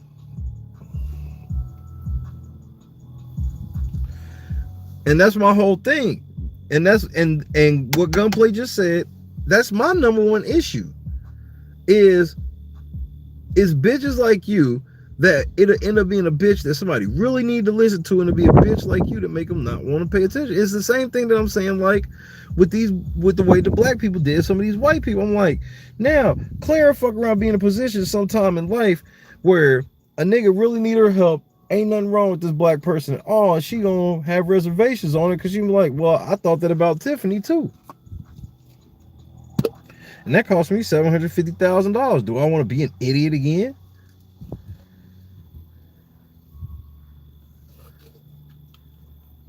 People got to realize that it ain't just that people lost the competition behind this type of shit. You would be devastated as a kid to lose a game of kickball just because the kids were black and needed to win one time because of some shit you didn't have anything to do with. And I think that's what really gets lost in a lot of this, is just like, and that's why, I love when Alyssa said, hey, well, if y'all said y'all was one of the best at the end, then why the fuck wasn't Tiffany there and shit? Now, granted, that's just based off solely nothing other than she don't know exactly what Tiffany did or didn't. But at the same time, it's like, you feel like Tiffany did more than Derek Frazier and Azah. And the only reason why I feel like she did more is because she actively did other shit. Shout out to Taryn. But her activity was all devastating though. So having no activity, they don't believe that having no activity is better. They think having bad activity is better than having no activity. Because they don't know how to sit still. And that's why they love Tiffany. And that bitch didn't know how to sit still, and it cost her.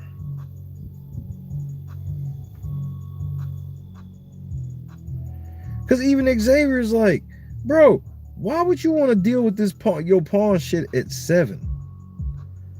Because he, you know, because like especially like if that shit would have worked out and Alyssa would have went home before Claire, he's sitting there like, bro, now you gonna be sitting on the block at 7, where you basically daring somebody to be like, you know what, we close enough to the end, and I might not get this shot at Tiffany again.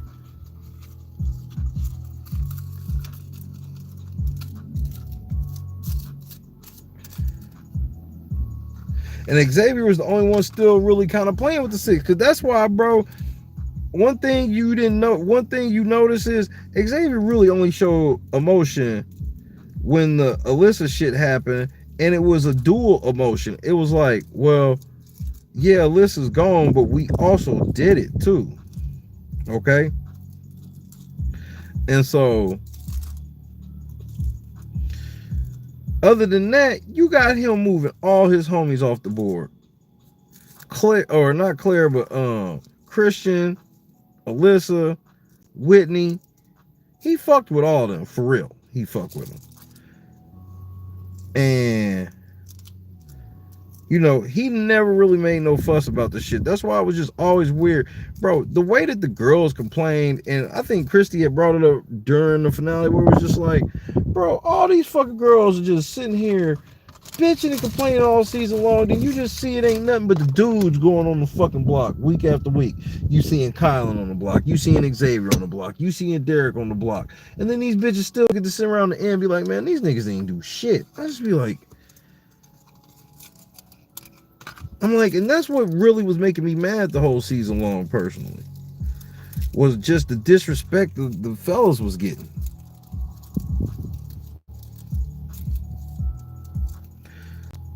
You know, and I wasn't even trying to make it no, you know, and I thank all my girls who saw through everything I was talking, because they, you know, I be trying to tell people that for what y'all think I hate with women, bro, I literally breed an environment where I don't want nothing but intelligent women, because you gotta have a brain to understand what we be on. And when I saw the gender war coming, it wasn't even nothing that I was rooting. I don't be liking that type. Bro, I was rooting against the race war. Why the fuck would I want a gender war? But I saw it coming, because that's how a lot of this shit play out in the pro-black shit, and why I don't fuck with it personally. And, you know, I've gotten a lot of flack over the years, because everybody feels like, since, you know, I have a podcast shit, I gotta do like the cookout and pledge my shit to this idea of black people that is not governed by any type of body of people. It's just based off what a fan base, quote unquote, wants. And then I'll be sitting in jury, and then I gotta come home and explain to my 11-year-old, hey, football, sorry, I know, you know, all this stuff we could have done with this money for our family, but I had to do it for some greater cause that isn't gonna bring any type of revenue and shit to our family for real, ever. But hey, we did it for the culture, which it ain't like the culture's like a real Hall of Fame, like you can go to the Rock and Roll Hall of Fame or some shit. Like, there ain't no culture Hall of Fame. They always telling you do it for the culture, but that literally means nothing. Why don't you just do it for your team and your squad?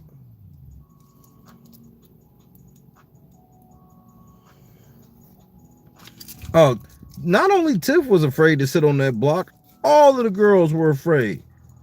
Hannah was just the only one that just kind of got caught out there because she wasn't with the cookout for real, so they didn't care about her going on the block like that. That's how Hannah ended up on the block. Then they added her, and then Xavier made the shit jump, got her ass off the block. And then she was basically cookout ever since after that, and started leaving Derek Zhao for Tiffany, which was the biggest mistake of her game. She should just rolled it out with Derek Zhao, and she'd have been cool. But nope, she wanted to be down with the cool kids, and she got what the cool kids get: shot in the face.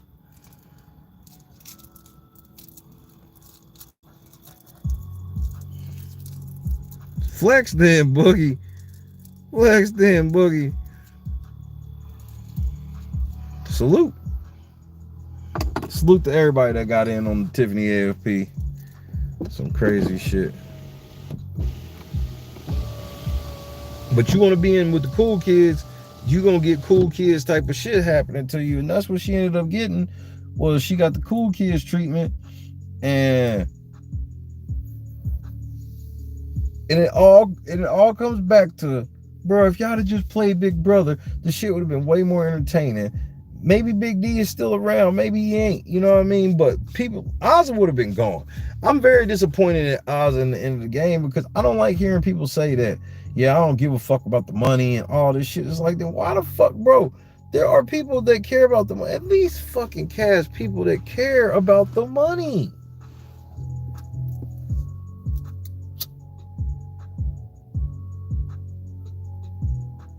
At least cast people that care about the money.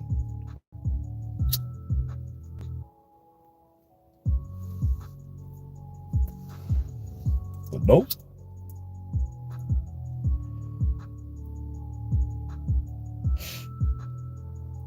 Because Azah was getting ready to make one of the dumbest moves in Big Brother history. Why? Because she didn't care about the money. Because nobody that cares about the money would have had a chance to take Derek Fraser over Xavier. Nobody makes the dumbest move in Big Brother history. One of the dumbest moves. If they care about the money. Salute, Boogie. That's what squad do. You feel me? Salute. You didn't have to believe me. You didn't have to listen to me. You didn't have to believe it. So salute to you for having faith in your boy. Faith, not fate. Because I know I appreciated it.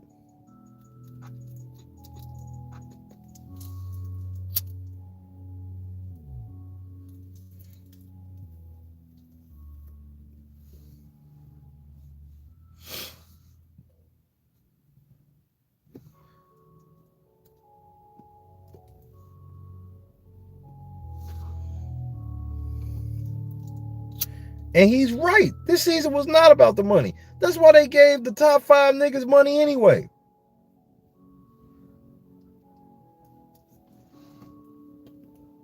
And then the bitch in 6th place just so happens to get AFP.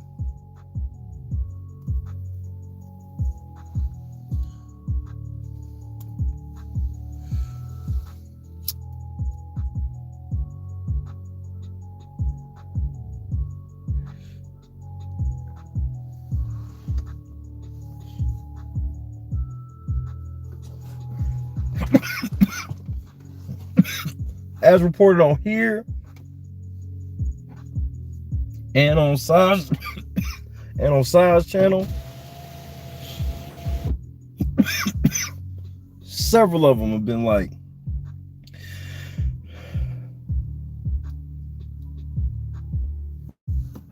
they want to come back so they can play different. Several of them.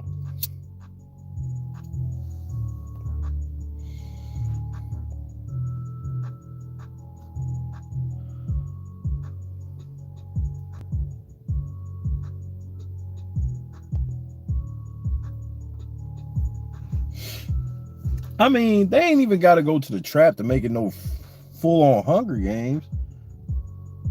But just get some people that actually need the money. Because $750,000 is a lot of money. You can do a lot and put a whole lot of people on with $750,000, bro.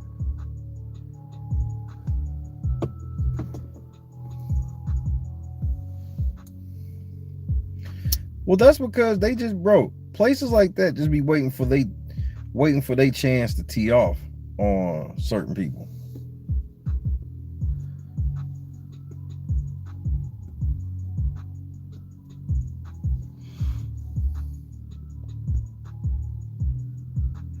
Because Kylan pulled some white people shit tonight, stood by what he said. Even Kylan said it. Man, y'all niggas keep asking me, nigga. I stand by what I said.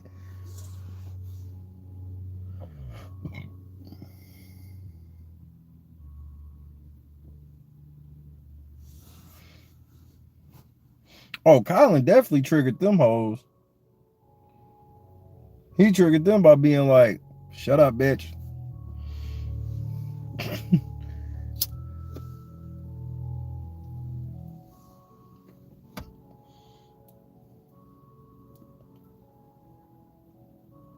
That nigga said, you and Big D are interchangeable, nigga. I said, shout out to the Kylanders.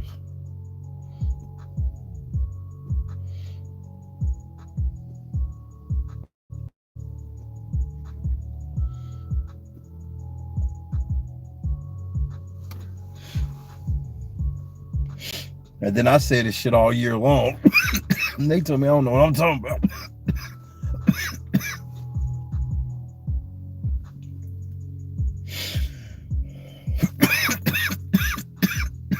I stand by it.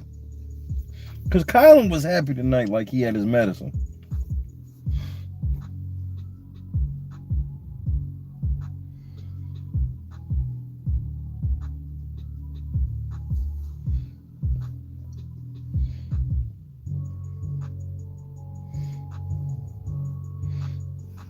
Yeah. He said this shit to Hannah. The nigga said, you and Big D are interchangeable, nigga. I was in tears.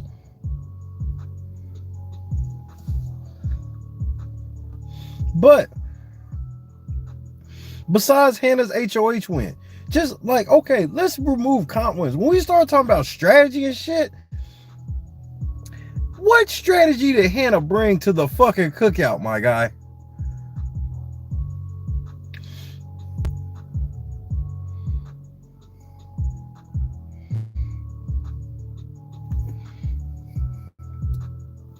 That's what I'm saying.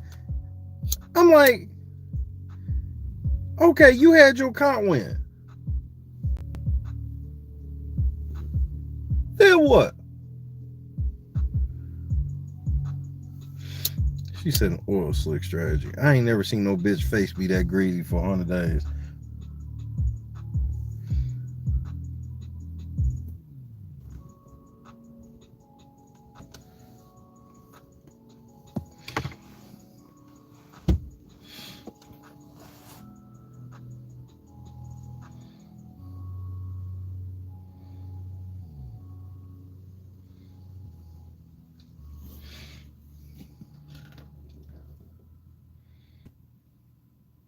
I'm like, bitch, your face is greasy. Look like she got on that set it off mask they wore at the end, bro. Where it was like, why'd y'all hoes even wear masks?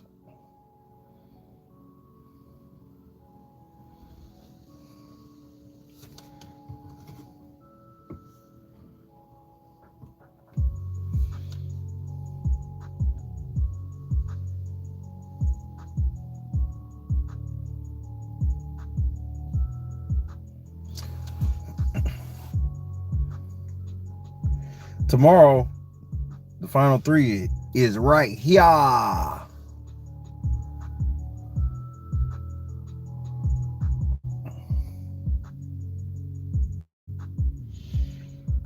Julie kept it together for 2 hours, so I give her credit.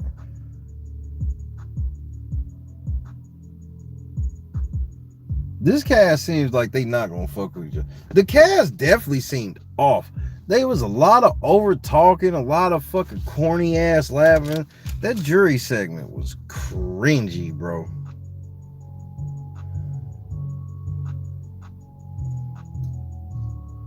That shit was cringy, bro.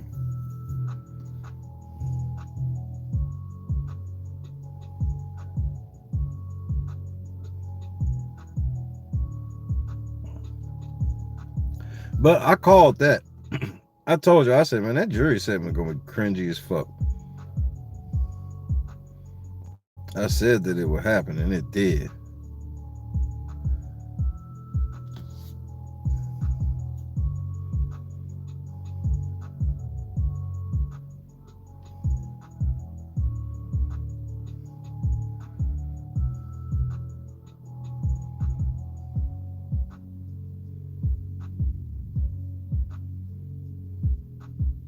I mean, that shit was crazy, bro.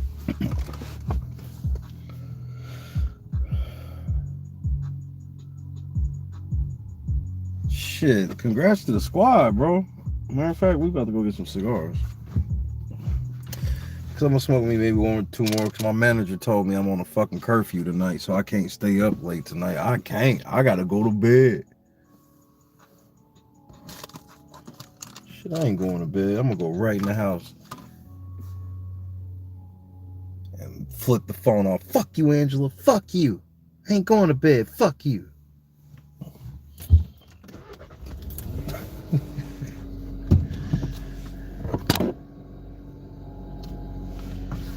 I'm live 11 a.m. Eastern Standard. That's what time I'm gonna have the lobby open. I'm gonna get up and do all my sound testing and whatnot in the AM.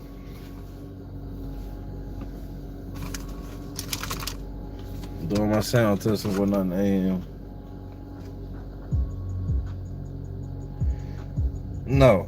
The name of my company is the Late Night Crew. We work for us. We don't work for CBS. We work for us. Feel me?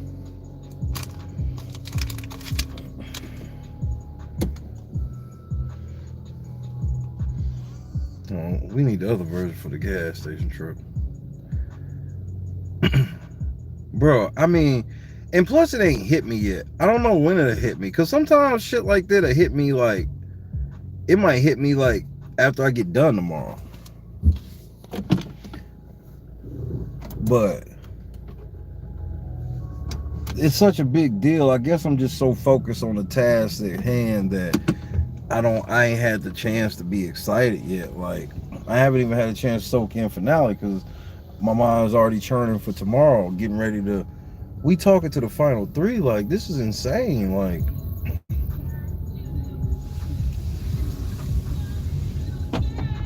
and I mean, like, it is all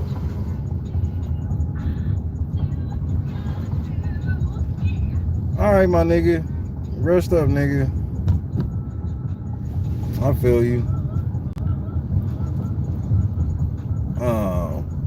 I'm gonna hit up Frenchie tomorrow. Matter of fact, if Frenchie ain't on shit, I'll tell Frenchie to come fuck with us. I'll fire up the Skype and whatnot. Especially since he didn't get to say shit during the finale. You know.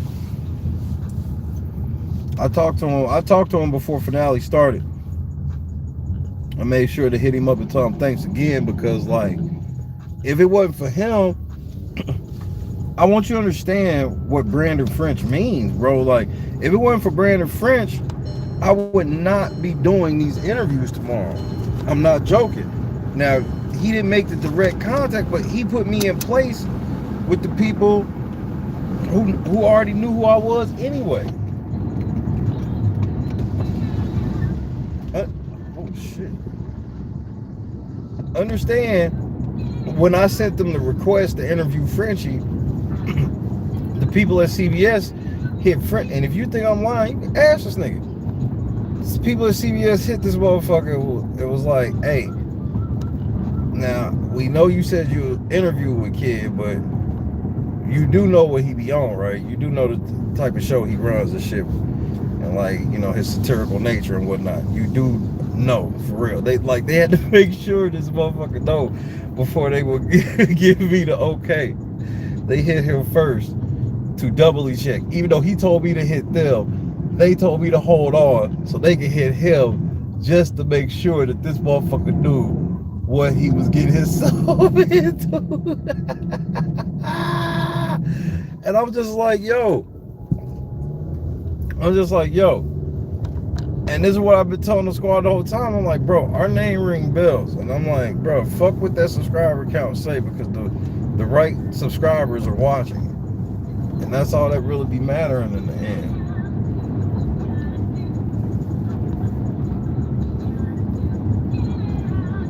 And then next thing you know, we over Frenchie's for 3 hours. You know, we in Tennessee at Frenchie's house for 3 hours.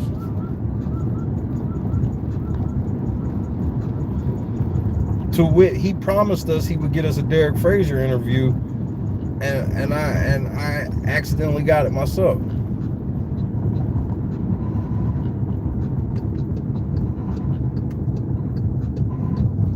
Because I was the first person to openly like call out Frenchie. I'm like, hey bro, you better come holler at me, man, because I'm gonna feel some type of way.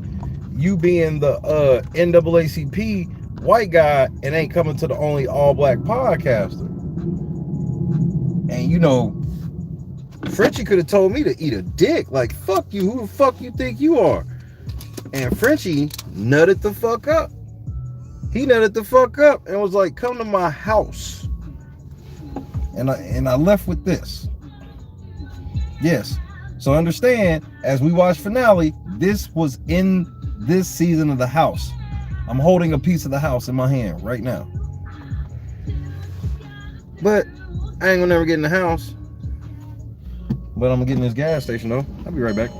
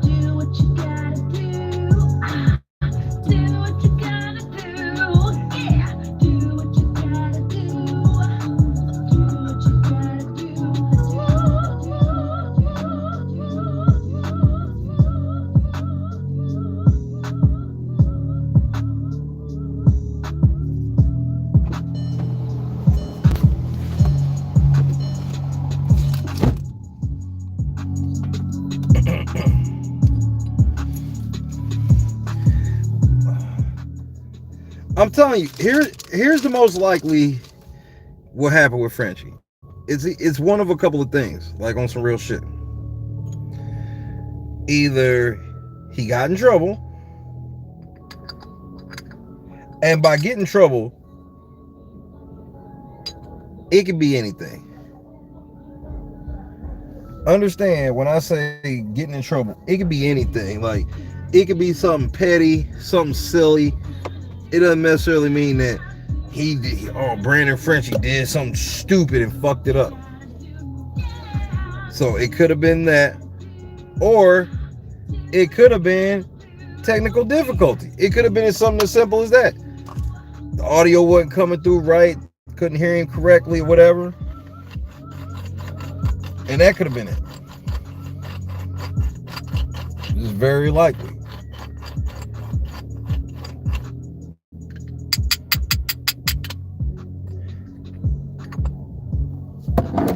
And I would probably lean on technical more than anything, because if they were in person, it's hard for me to believe they would make it so them motherfuckers couldn't say anything. I don't know about that. That's a little much for me, you know what I mean? But at the same time, they were sitting in positions that Normally, motherfuckers don't be sitting in for finale. That's my whole thing where I'm like, bro, bitch, just sit there and shut up. And I don't understand Whitney. I'm like, when you know you trying to make money on the OnlyFans, why would you want your stick to be you hate men? That's why I was like, any dude that go to her OnlyFans after hearing her say some of this shit is an idiot.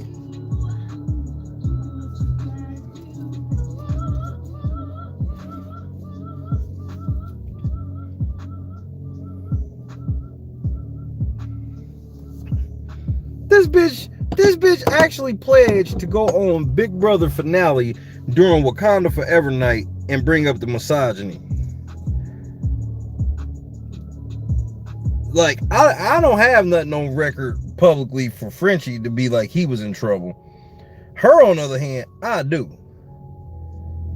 You was gonna go on the quote-unquote historic cookout night and bring up the misogyny?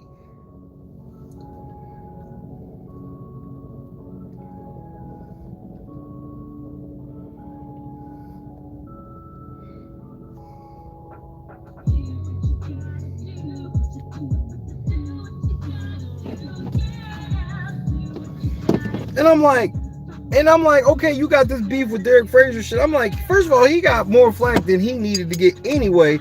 And then you was gonna turn around and get this nigga some flack during Black History. The blue-eyed white bitch was gonna get up there chastising black men about misogyny on Wakanda Forever night. Like, I don't even know what she was thinking he was saying that shit.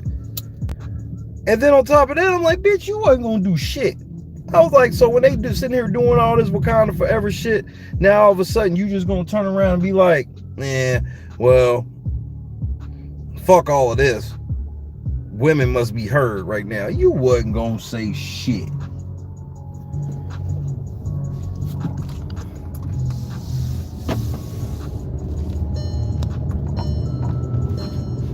That's what I'm saying, Angela. Like, why would you literally be on a tirade against your literal target audience? Your target audience is men, and you like want to talk about how men ain't shit all the time. I'm like, that's just goofy.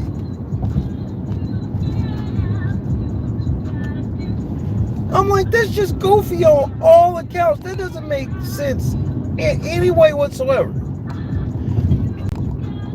And it just goes back to that whole cutting off your nose to spite your face shit. Well, I'm just like, okay, Azah, I hear you when you like Derek Fraser don't deserve $75,000, but you gonna take $75,000 instead of $750,000 just to make sure he gets zero? What kind of fucking petty ass shit is that? Like, you need to check your priorities. What's up, Desiree?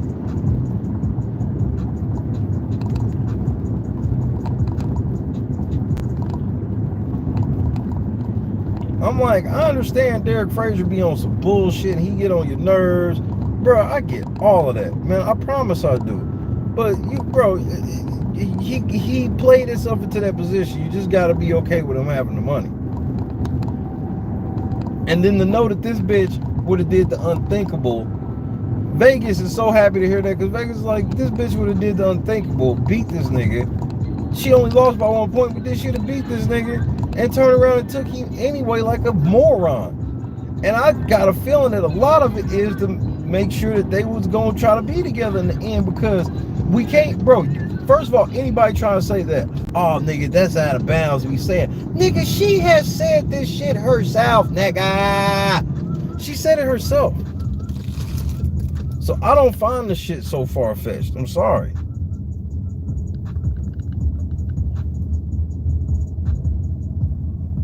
Why else was Xavier extra laying up with her and shit?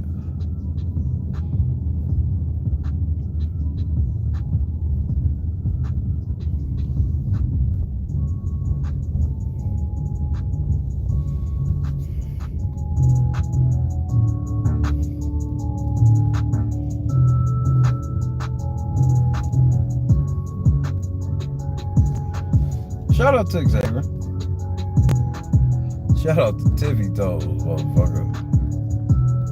Motherfuckers couldn't believe their accounts, man.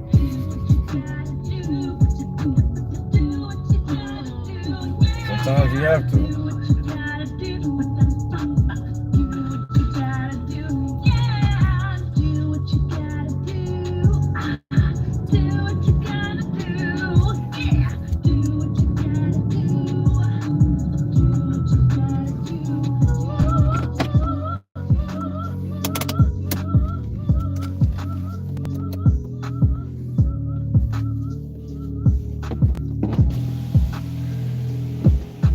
don't think you understand how happy I am that she didn't win.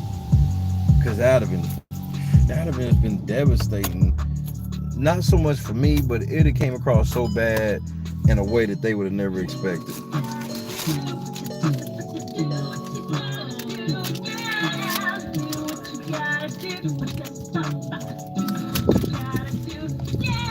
He want these Reese's. I ate kind of 1 meal today. Hold on, William, what that motherfucker Amon say? How about this all go past?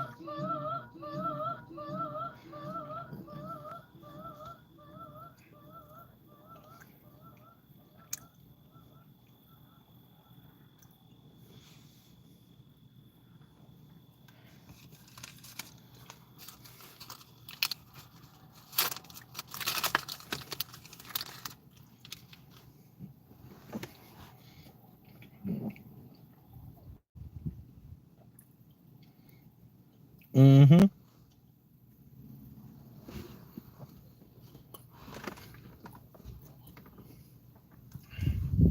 Shit, I don't do no oops spoiler. You know what it is when you come in.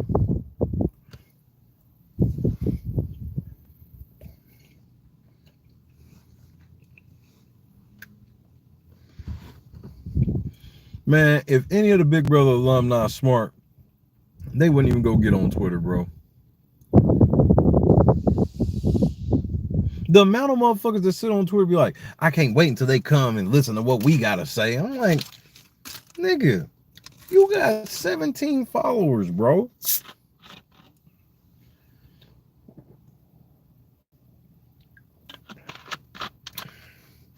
You got 17 followers, bro.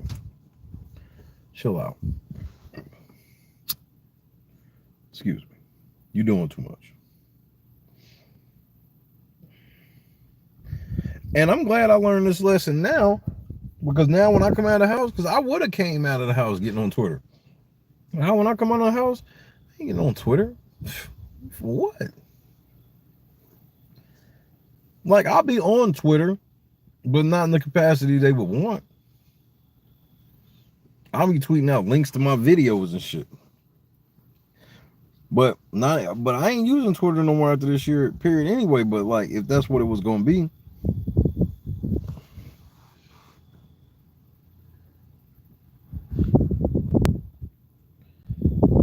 Because them motherfuckers on Twitter, they real life feel like motherfuckers owe them something, bro. Oh, Andy is super exhausting, bro. He's such a clout chaser because he's that winner that just feels like he ain't got his due as a winner because nobody gave a shit about his season. But he won't even come to grips with why people never gave a shit about his season, because he won't even keep it a buck. Bro, nobody give a fuck about your season. Because why? Why, Andy? And you know, people like Evil Dick and other motherfuckers caught up in different shit want to be trying to wash their sins on this black season. And that's the other part. I'm like, man, y'all all got me fucked up thinking I'm going for that. You can't be caught up in no racist shit as a white person to try to wash your sins through the cookout. I ain't going for that.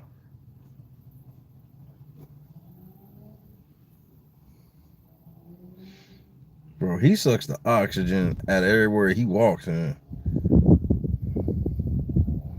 And then he pretends like he ain't say a bunch of out-of-pocket shit while he was in the house. Like, nigga, you said a bunch of out-of-pocket shit. Anybody that remember when Andy played, no, I ain't lying, bro. Andy said, bro, some shit he said about Rachel's sister, out-of-pocket shit. Like, bro, Andy said gang out-of-pocket shit.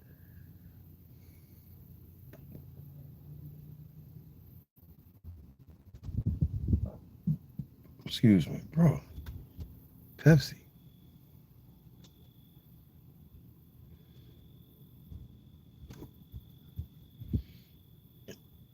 Who's all fucking with the interview tomorrow is the question. This is your last chance. I forgot to give away some shit tonight, so we gotta give away some shit during the interview.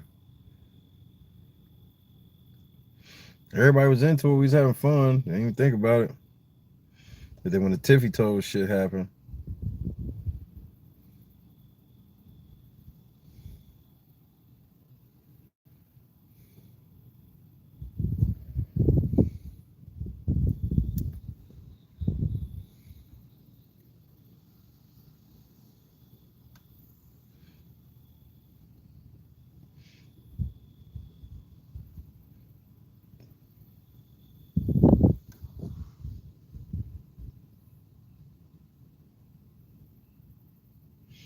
$40 bet. All praises. Every last one of them.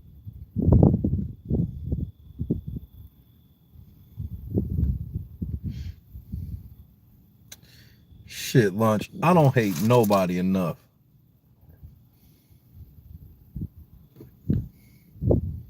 I don't hate nobody enough to motherfucking turn down $600 blessing. Hey, you need to reevaluate that portion of your life. Well, you should have hopped in, lunch. Because then you would feel better about it. I promise you would feel better about it if you saw that $600. Because understand, bro, these people in here that are happy do not like Tiffany, bro. That's the beauty of this shit. Bro, it was literally people on the replay like, bro, I'm shitty. I caught it on the replay. Because by the time I caught it on replay, it was already down.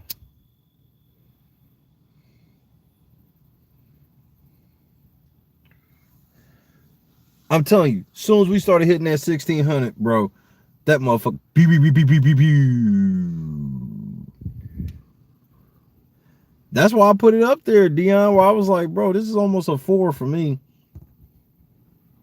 I've made more money overall in the season before, but I ain't never made no money on no level of like putting my big brother. Yeah, Richard, that sucks. To put my big brother brain up against like Vegas like that, that's a moment I always remember.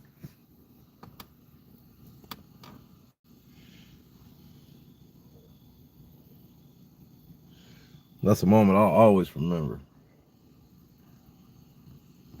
So like when I get off the air, I'm gonna get this shit sent to one of my crypto wallets within an hour, 24 hours a day.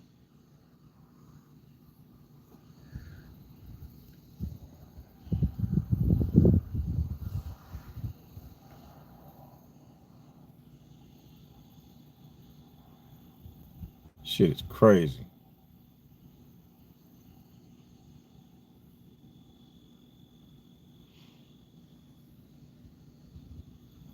It's been a fun, memorable season for sure. You know, I don't like controversial seasons.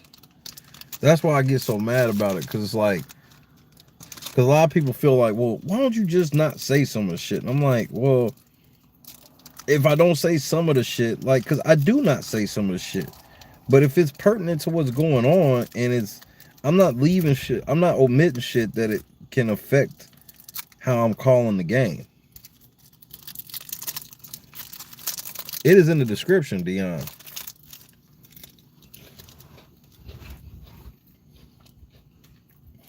Shout out to Dion, because, and shout out to Gunplay, because that shit means a lot to me. Because I could just be talking shit. Nigga, my tagline is, I'm probably lying. And this is the last thing I'm gonna eat in y'all ear. I put some on my stomach.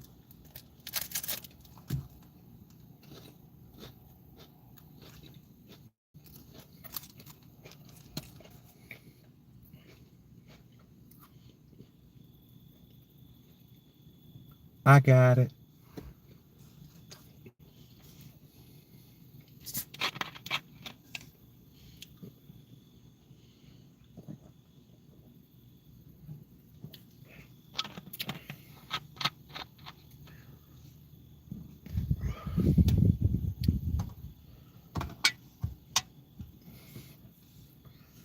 The kid you say I get my purse. That's hilarious. I don't think I've ever heard anybody say that though. That's the funniest thing ever. Um,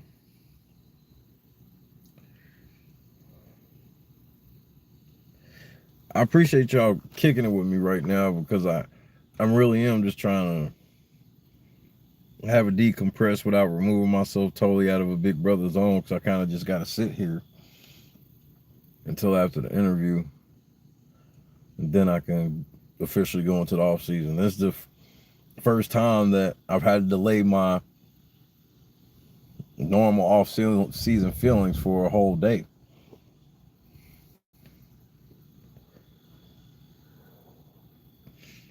And I'm used to doing interviews and shit later, which it don't bother me personally. And that's just generally what it is.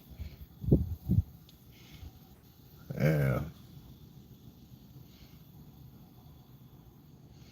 For us to be able to talk to the winner, bro, like that would just be something we would hope to do. To be like, man, I hope one day we could talk to the winner, the winner. We was like, bro, and it still is. It was a big deal to talk to the 15th place person during the season this year. Now we literally gonna talk to first, second, and third the morning, afternoon after finale. And y'all will get to see it.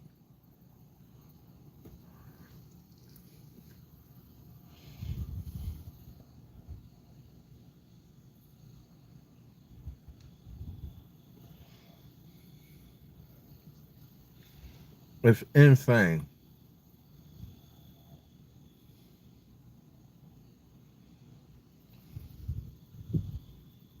And I don't take none of this shit for granted.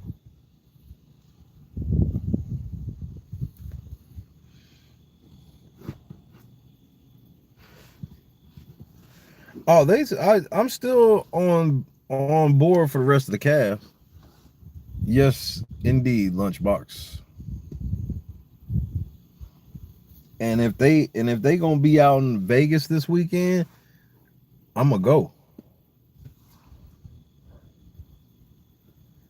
That's all I'm waiting for. Confirmation of what they doing. If they going to fuck with it, then I'm going to fuck with it.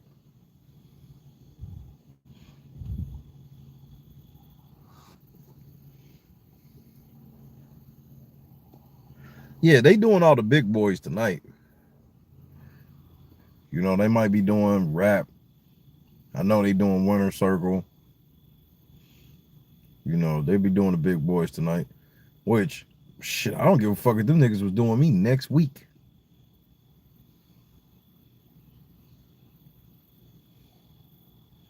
Tell us when you get back. Oh, LB, you don't know how I roll. I don't take no days off. The camera will be on the dash and I will be driving across the country on stream. And then when I get there, I'll be doing whatever the fuck I'm doing on stream. Oh yeah, you know how I get down. Kiji said, let us know when you get back. Oh, you'll be there the whole ways.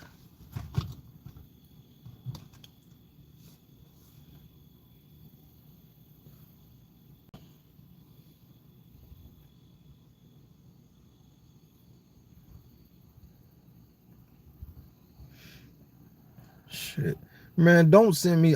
Bro, I don't want no homework report on nobody's fucking channel, on nobody's questions, none of that shit. I don't do that. So if that's why you doing that, I want you to understand you are wasting your time because I don't want it. Because I don't use that shit. That's not how I do interviews. I do interviews based off what I am feeling on asking and what I feel is pertinent to me and my audience. What the fuck they ask, I don't know their audiences or any of that shit, so it literally doesn't matter. It's one of them things that I understand why it seemed like it would matter, but it don't. It really don't. Because I can ask the same question in a different way. It's all about how I approach it and what answers I would accept for it, whether to press on it or not. You know, I I love Cody and Derek to death. I don't have no personal thing against them, but they really don't know what they're doing podcasting wise either. I watch some of the shit they do. I'm like, nigga, how are y'all doing test streams over a public stream? I'm like, this just podcasting 101. I'm like, both you niggas got $1 million between y'all made. I'm like, bro, y'all should have a little. Never mind. They just kind of just hit live. But they not gonna ask no good questions because they openly admit they don't watch the feeds. So just them alone, I ain't even got to worry about anything they ask. They not go, bro. I know if I ever felt like I needed to go against the grain question wise without being a dick or some shit, bro, I have enough faith in me and us as a channel that I can do that for days. I can question motherfuckers about the tiniest shit in that fucking house, whether it meant something or didn't mean something. That motherfuckers done forgot. You know, I was showing Frenchie shit that happened when he would leave the room.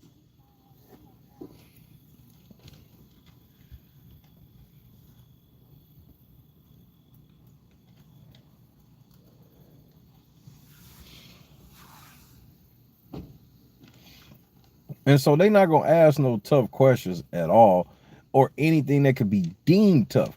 Cause like even when I'm not being hammering down on people, I'll still end up asking or saying shit that the others won't say, not because they can't say it. Like it be shit that I'm like, they think they would get in trouble for, but I'm like, in y'all rules, you wouldn't even get in trouble for that.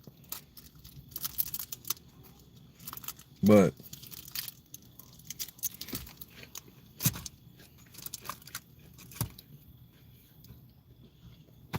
I don't know how all that woke shit be working, bro.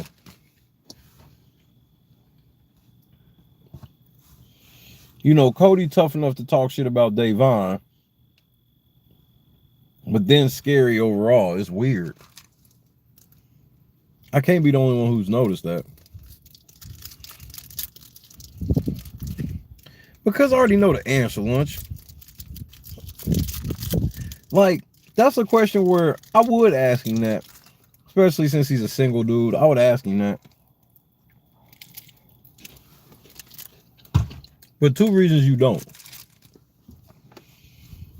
If he really want to fuck her, you cock block him. Okay? If he really want to fuck her, you are now cock blocking. Two, a gentleman, a real man, don't drag no bitch like that. I wouldn't. Because, yeah, I talk a lot of shit in my cubby hole, but I'm a gentleman outdoors and in public. I would never ask no man to be speaking on his dick in public.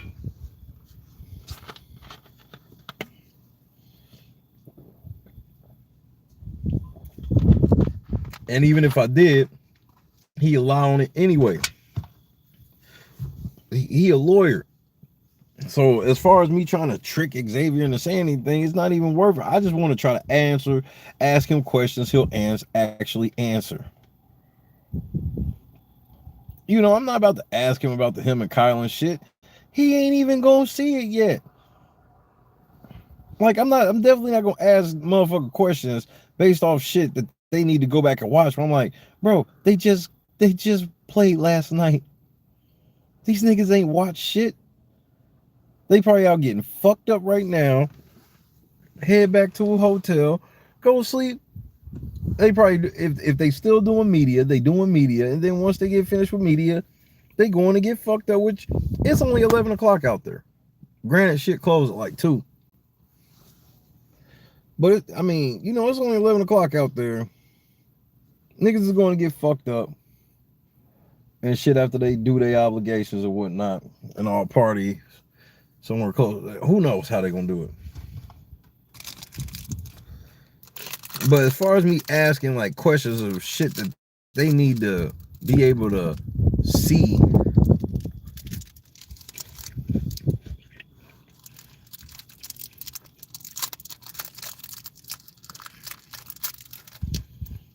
Like Azah and Derek, I would feel more comfortable asking them, what were you thinking when Kylan started going in Xavier?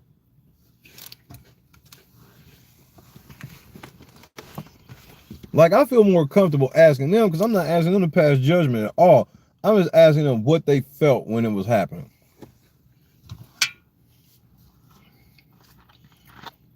I don't give a fuck. Nigga, you think I care? I don't care. And I didn't even say that's a question I'm asking. I'm just giving an example. Man, fuck them niggas. We ain't gotta be looking who went on them niggas. Fuck them niggas. We got it. We us getting right here wasn't because we was watching them. Why start now? And I don't mean it like niggas can't watch it. That's definitely not what I mean. But and I know you're just trying to help. And I ain't being up in arms. But it's just like I look at it like this. I'll give you an example. So, y'all see that I be winning some of these fantasy sports, right? And, you know, I'll show y'all that it was out of like 10,000, 12,000 people, whatever, right? Entries. Not necessarily people, but entries. And that is a daunting task to try to sit down and go, I'm getting ready to beat 12,000 people, right? Because that just makes it, you know, come on, man. It's 1 on 12,000. Somebody in that 12,000 got to get you, right? Well, the way you look at it is you just try to score the highest score you can based off the points available and let it shake from there.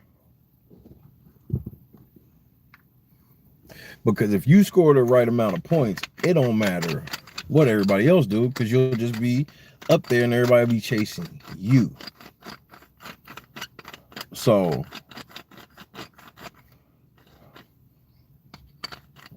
you know, and my main thing, like with using that as an example, is that's one of them subjects that I don't even want to really talk about, period.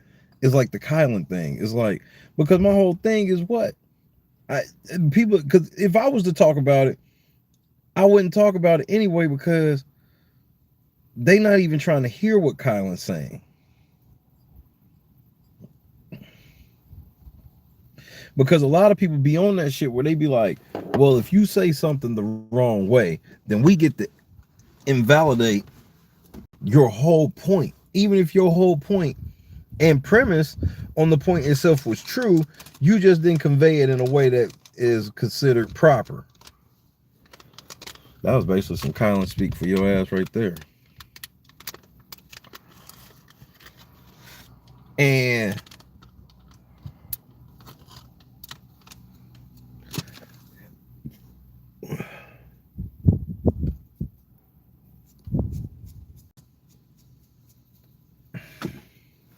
I just think that y'all go overboard with Kylan. There's no need of doing the long-winded shit. Like, man, he's special, man.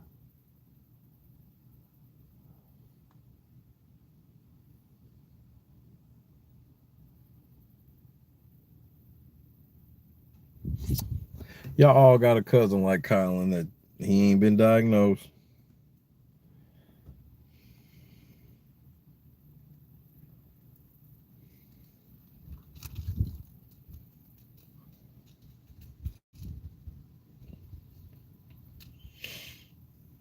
Because I don't even want to ask no type of cookout questions. Because that's damn... What's up, Josh? That's damn near fake to me. First of all, it's funny, Josh, that you asked that question. Because everybody that asked that exact question, they don't even realize that in that premise, that you're using the premise that she used any strategy. Y'all all want to just be like, yeah, the brigade did that. I'm like, but Tiffany didn't do shit. She didn't institute no strategy. niggas was already hanging out with everybody. And all they did was agree to not vote each other out, even though they hang with other people. That's what the concept of the cookout was. Because the brigade actually hung out. That's why I'm like, the brigade didn't do this shit. The brigade hung out to where I was like, I didn't understand how people didn't know they were in an alliance. But I'm like, you mean all the fucking buff dudes that are hanging out, working out and shit all the time? Y'all didn't think they were in an alliance, you idiots?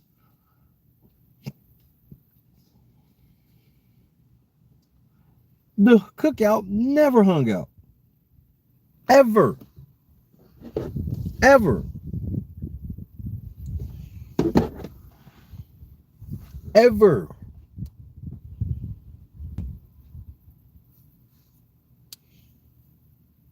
And then you wonder why they fell apart so fucking maliciously at the end.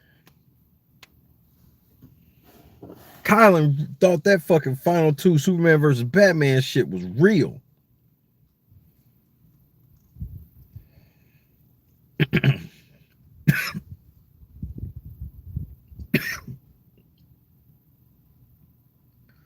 You talking about my nephew, Kai?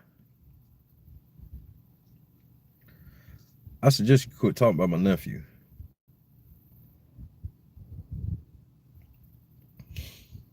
As I light up my last one, because it's bedtime.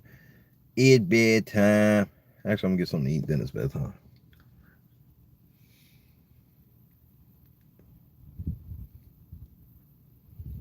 And we're gonna be up and at them early. Early like Shirley. Giving head around 11:30.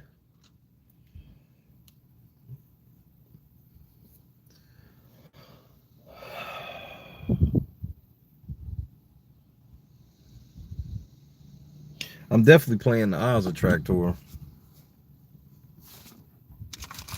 See what she think. And if she say some hater shit, man, I'm roasting her.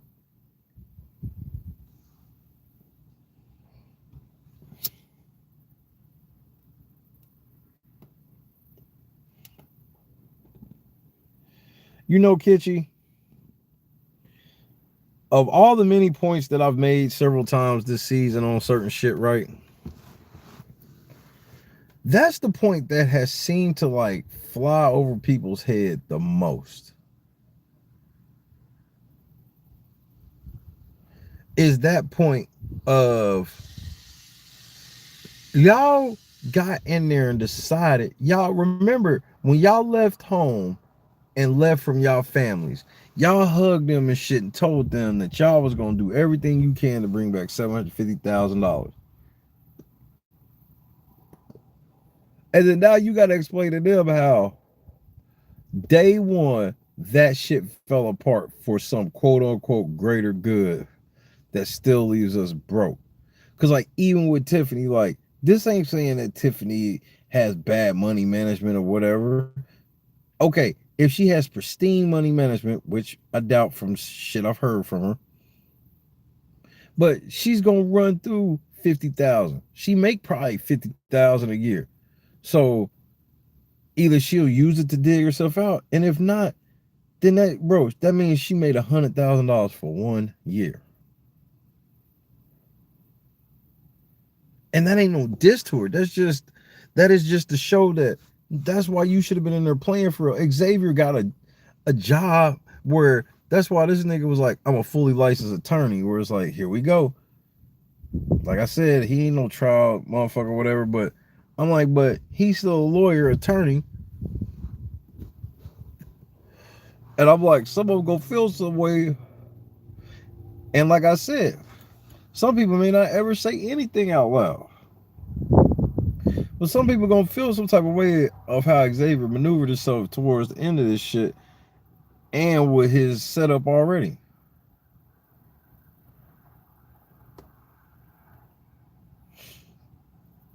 I just hate that there was no loyal group in the game at all. Hannah threw Tiffany under the bus by the end and vice versa. And, I'm just like, man, whatever happened to a fucking duo, a team, a alliance dying together? Whatever happened to we just got caught? But it's just this weird ass pussyfoot and pussiness of this new age big. It's weird.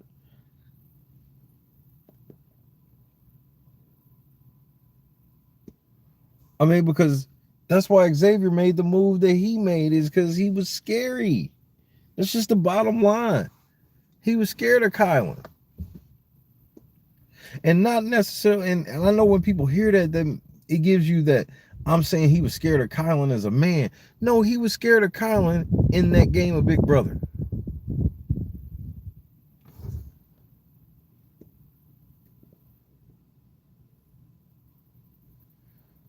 And then the funny part is all of the reasons why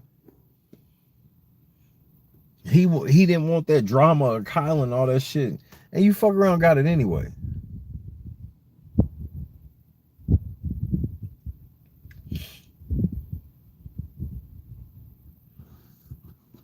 And I'm just like,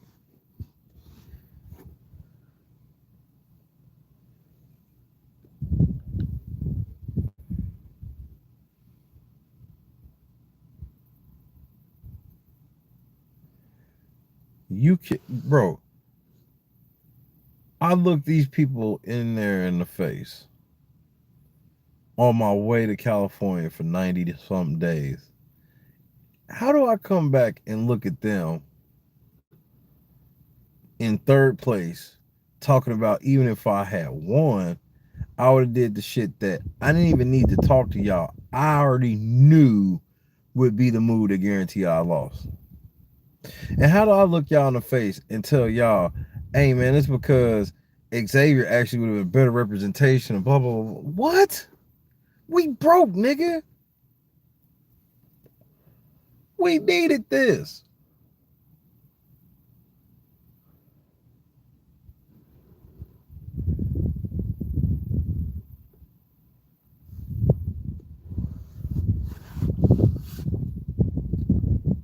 Mama, your master plan, you came in 6th. I was just like, geez, oh, Mama, yo, and I don't never be wanting to take it there, and I'm not going to take it there, but I'm like, I literally would be, bro, I used to get in trouble for like, I remember used to get in trouble for like asking logical questions. So anytime I ask a motherfucker question, and it should be logical, if the logical nature would end up making my mama look stupid, nigga, my mama would be talking, like my mama would be shitty about it. And I didn't understand that as a kid. I was just like, but that's what it is.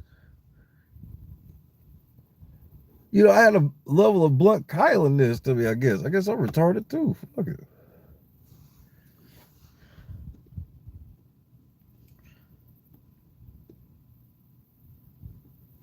So I'm just like, shit. Y'all niggas.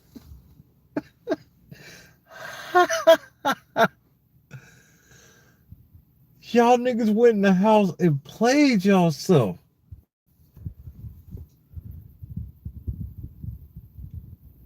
Nigga, understand that all these people in LLC, right? They don't even want shit. Like, I'm the one like made it so they have to get certain shit. Because I know how people be like, I don't want you to ever feel like that's why I fuck with you. Is because I feel like you a meal ticket. And you know, you in my position, you can tell the difference. And it's generally not hard. And I understand if I came home in a brutal third, that everybody would wrap their arms around me and shit like nothing, right? Understand that if I play like how this cookout shit did, and I didn't at least get 75 out of it, or America's favorite house guest, then everybody's gonna look at me like, what the fuck was the point? Hey, shout out Dion in the cut one time. But everybody will look at me like, bro, what the fuck? What was the point of all of you? You mean to tell me you were streaming 7 days a week, city to city, all this shit, for day one you got in there and decided you wanted to play for some phantom cause?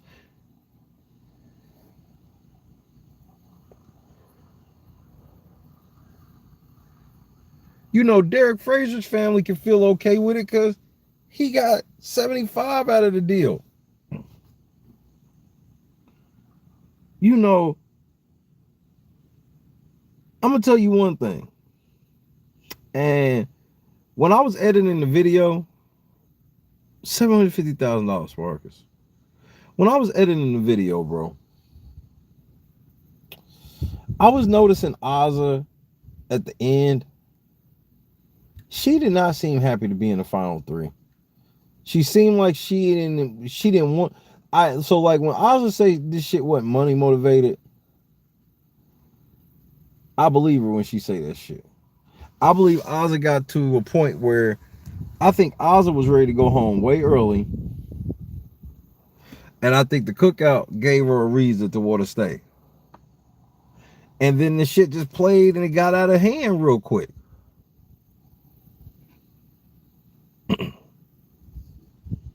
Azah probably didn't even know she was winning when next thing you know, she in the final two with Xavier in that HOH comp. Azah didn't move with no type of sense of urgency. Even Alyssa said Azah didn't talk game with her until she fucking forced it on Azah.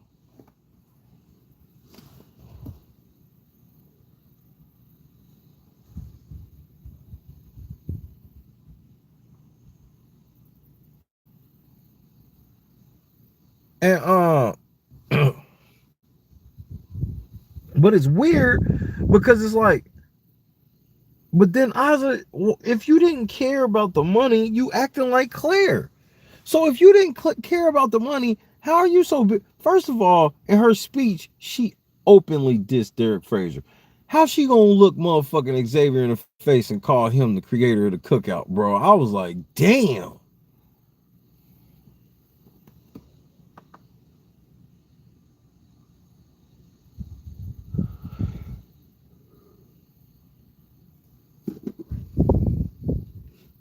And then you gonna stand up there and, bro, you know how many girls was mad this bitch stood up and said, I wanted to see two brothers in the final. Like, no, you dumb bitch.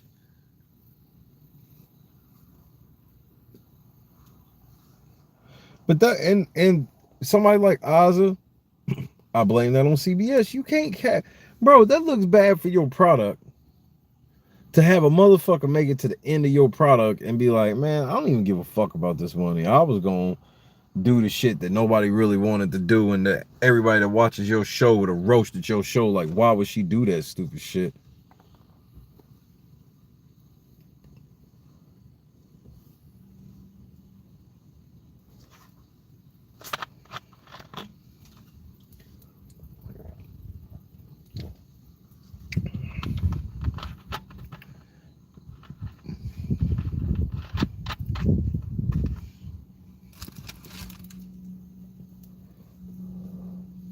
Because I don't even think I'm asking these niggas, hey, would you ever come back? Like, I'm not asking that. I'm approaching it like old school Big Brother, where, remember back in the old school Big Brother, it was a surprise when people come back. Now you got people like Davon who you can't get rid of.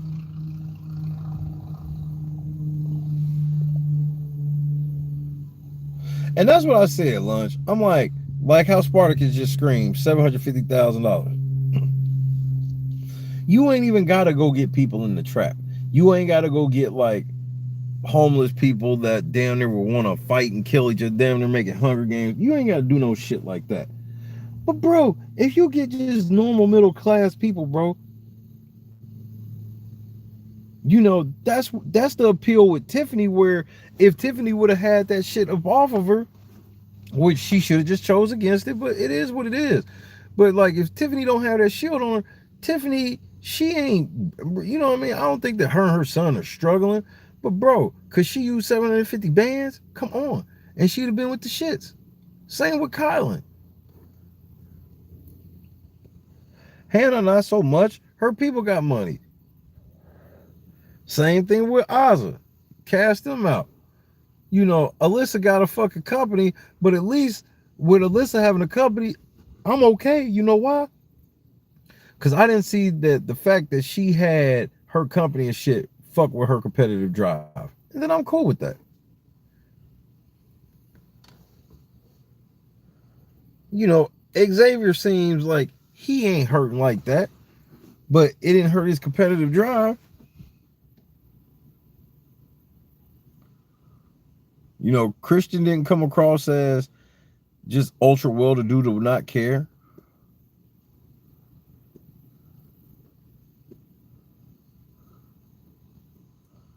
Now, Tony Hawk, I guess it depends the day with her as.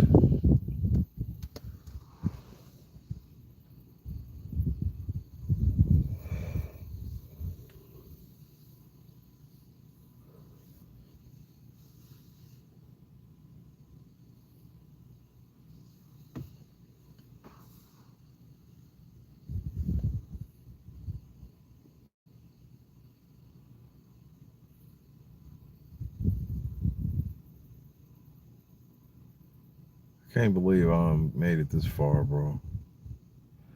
Clear job is supposed to be an AI specialist or something like that. AI technician. YLG, what up, duty?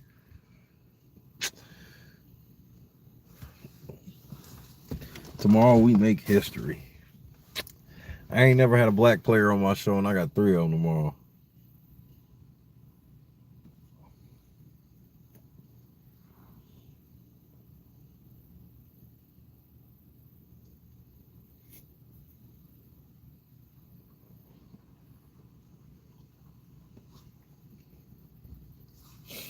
And I mean, they gonna be bam, bam, bam, bam.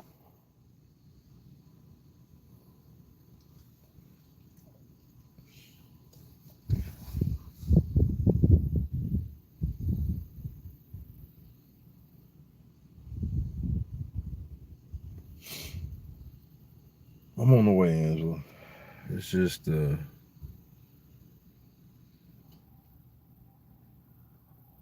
I won't say I ain't supposed to be here. I'll say that it didn't seem likely.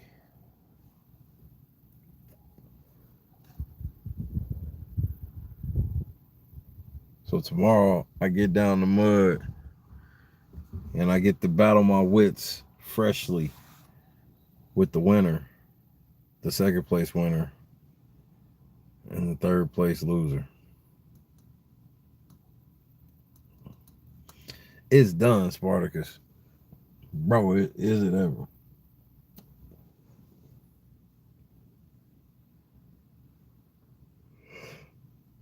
What?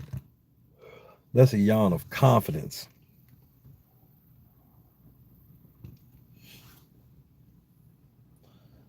I'm gonna go to sleep and then get up and do what I do best. But I wanna look at something one more time, because besides that money right there.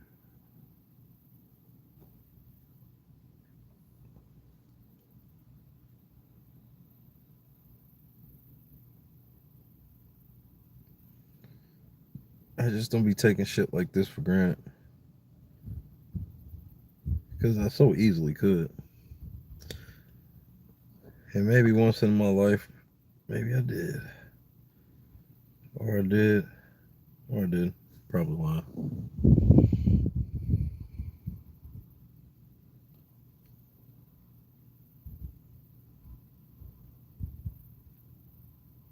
We in the building. Don't get no realer than this.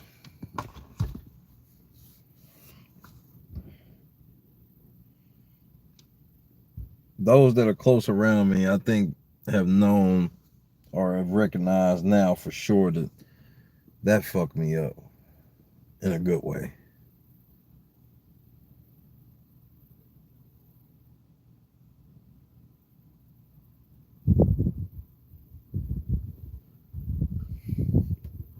Nah, I'm actually tomorrow I'm gonna be more like Howie, nigga. Super Bowl! Super Bowl! Woo!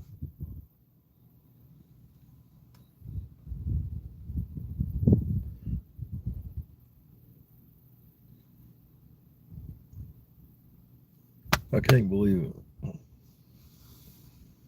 it. Ain't let nobody get away. Except I'm gonna keep it real. I ain't trying to dance with Xavier. I'm gonna ask Xavier shit that I know he'll answer. Cause anything dicey, nigga, bro, y'all heard this nigga talk. And I ain't nowhere near cocky enough to sit here and think I can outdance a lawyer that just won $750,000 on Big Brother. I wouldn't even sit here and try. I wouldn't even do that to myself. Why the fuck would I try to even? Why would I put myself on the spot like that? That's goofy.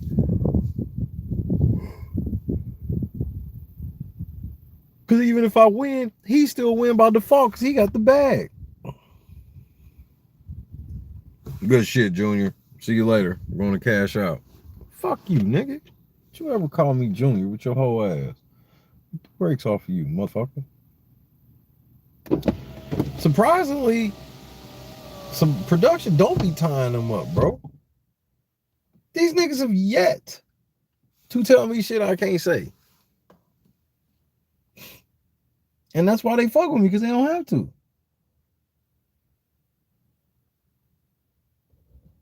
You know, and there's plenty of shit I can ask where, like I said, I'm not doing just the whole cornball puff, just, oh, I'm happy to be here. No, I want to be educated on certain shit.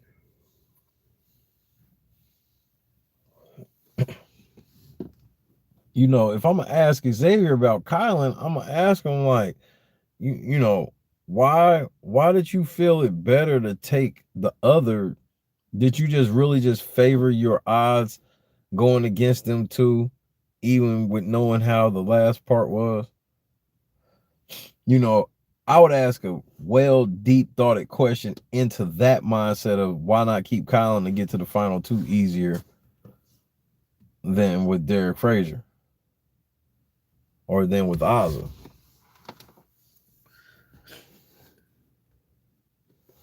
Because let's say that motherfucking Big D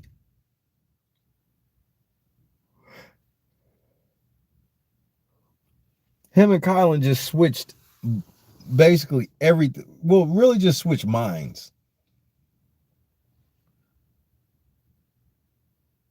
Where it's like, and everything, where, you know,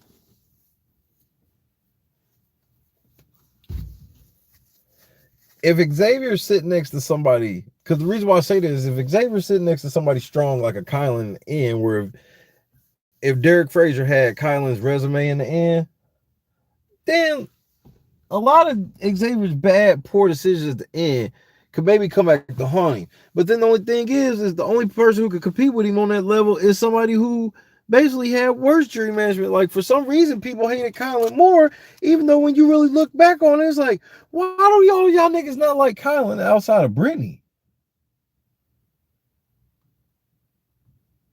Like, what does Kylan do to any of y'all? And it's just this thing where people just kind of like, you know, it's cool to hate Kylan, so fuck that nigga.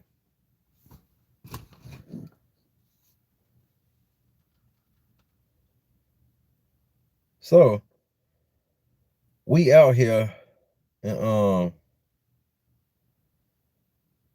obviously if I have to do something like move the stream back or some shit like that, obviously stay tuned for such.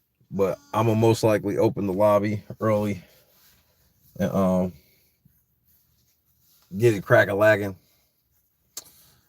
I should probably they'll probably send me some more confirmation AM, especially based on how shit goes tonight, because obviously it all depends on that as well. You know how their schedules are tonight and whatnot. But I'm gonna just have a moment to myself, and I'm thankful, man. Thankful. Shout out to everybody. I'm going to bed, Kitchy. It's a great night. It's like Christmas Eve.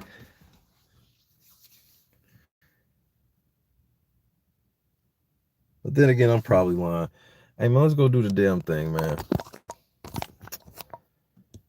I'm going to show you why you fuck with me, Angela.